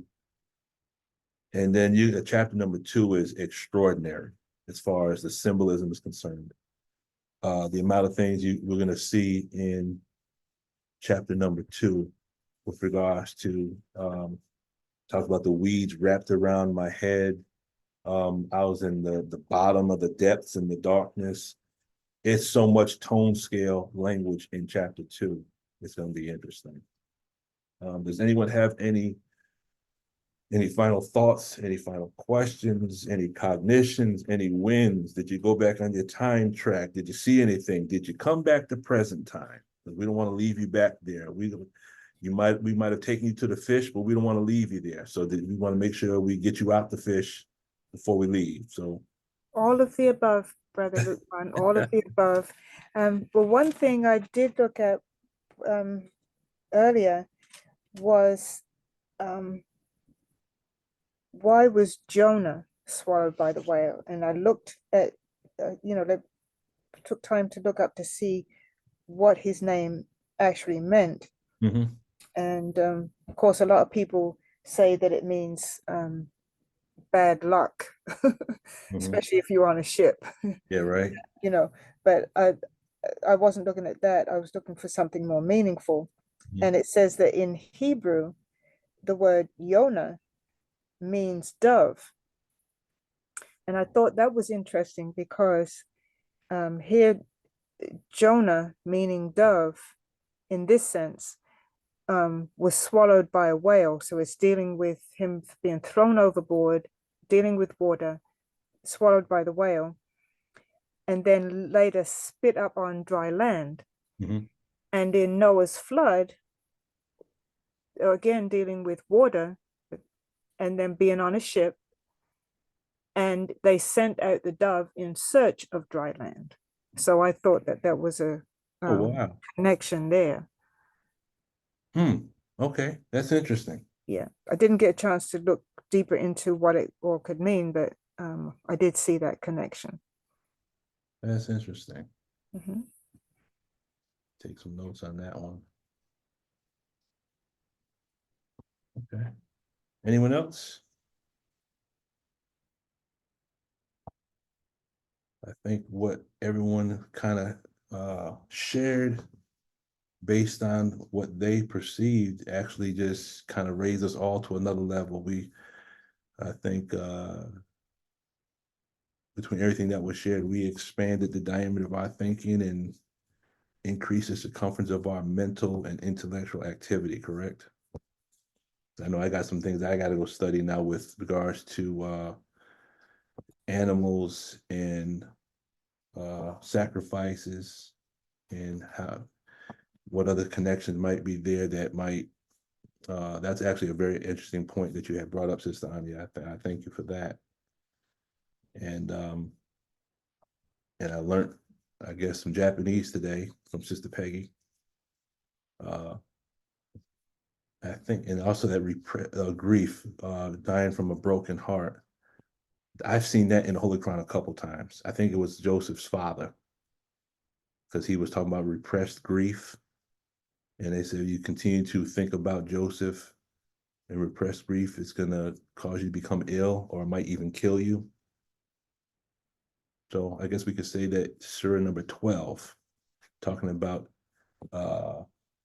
Joseph and his father and repressed grief, is that kind of like in harmony with what you shared, Sister Peggy, that broken heart syndrome? Now, what was that again? How would you say that in Japanese? You're on mute. Takasubo means octopus pot. Okay, so you know how the shape of an octopus is. Mm-hmm. When it comes to the heart, you know, the ventricle gets kind of larger. Mm-hmm. It enlarges. Mm-hmm. And so that's why they call it Takasubo. So, and then it's a cardiomyopathy. Takasubo cardio. Heart, muscle, enlarge. But it's due to emotions. Mm-hmm. Now, quick question. You might know this, you might not know this.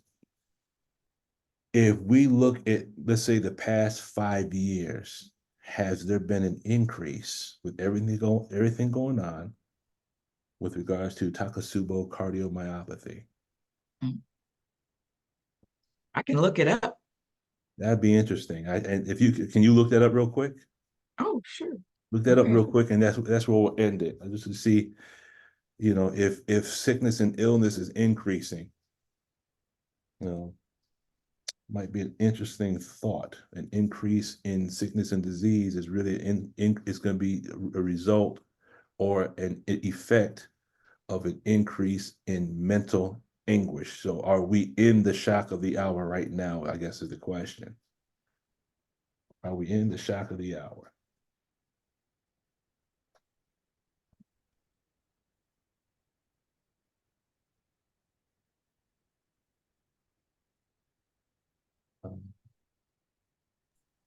And so, Peggy, you said that it means octopus.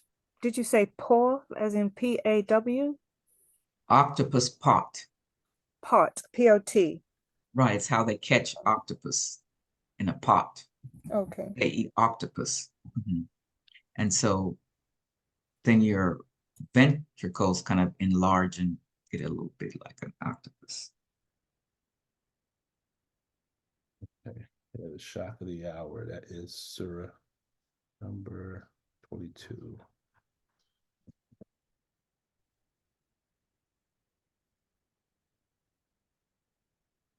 Well, this is something that just happened.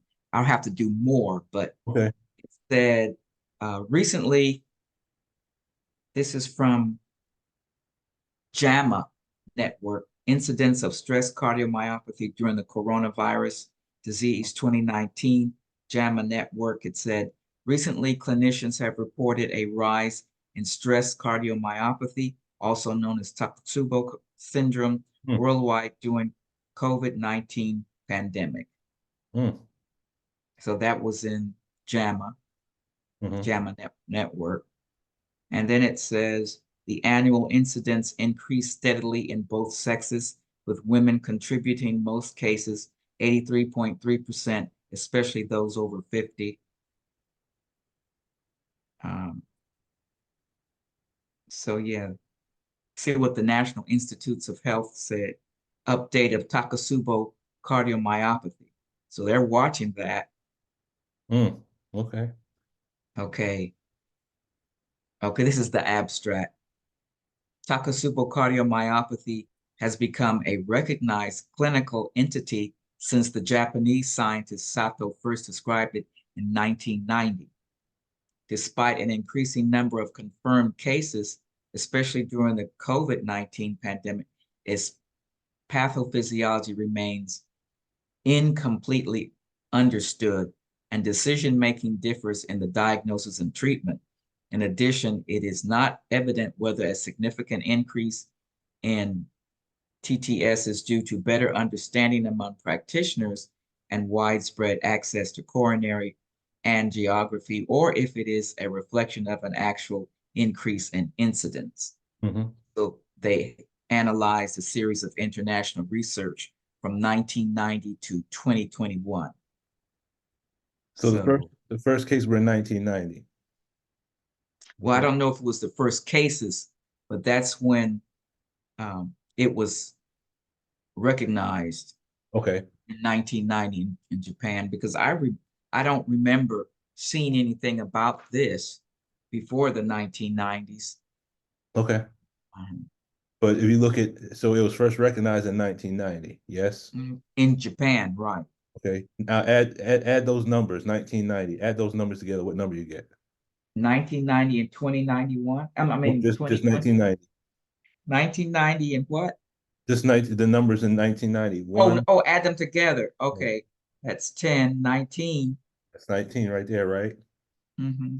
Now I'll add this last piece to it. O people, keep your duty to your Lord. Surely the shock of the hour is a grievous thing. Okay. So here's the footnote. The shock, the Arabic word is zalzala. It means originally he put him into a state of commotion or agitation. It is noteworthy that the word is especially used in connection with wars, implying a casting of terror into the heart.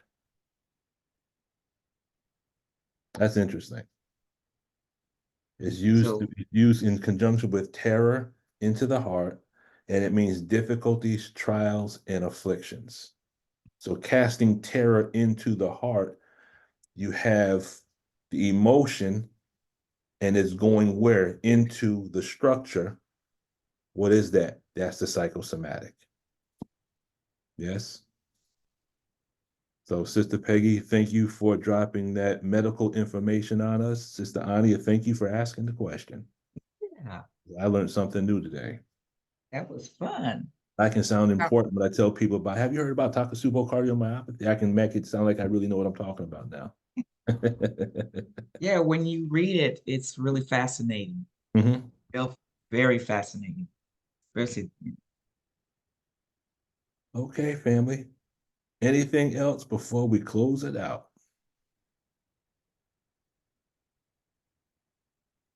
All right, family. Let us go ahead and close out in prayer. Inshallah, we will see each other on,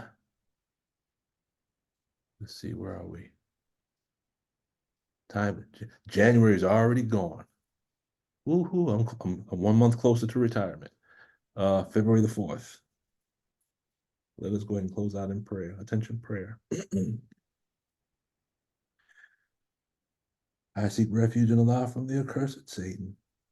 In the name of Allah, the Beneficent, the Merciful. All praise is due to Allah, Lord of the worlds, the Beneficent, the Most Merciful. Master the day of judgment in which we now live, the alone we serve, and aid do we seek. Please, Allah, guide us on the straight path, the path upon whom thou hast bestowed favors, not the path upon whom thy wrath is brought down, nor of those who go astray if they have heard thy teachings. Ameen. Assalamu alaikum, family. Walaikum salam, And family. Allah continue to bless us. Walaikum salam. Thank you. Very welcome.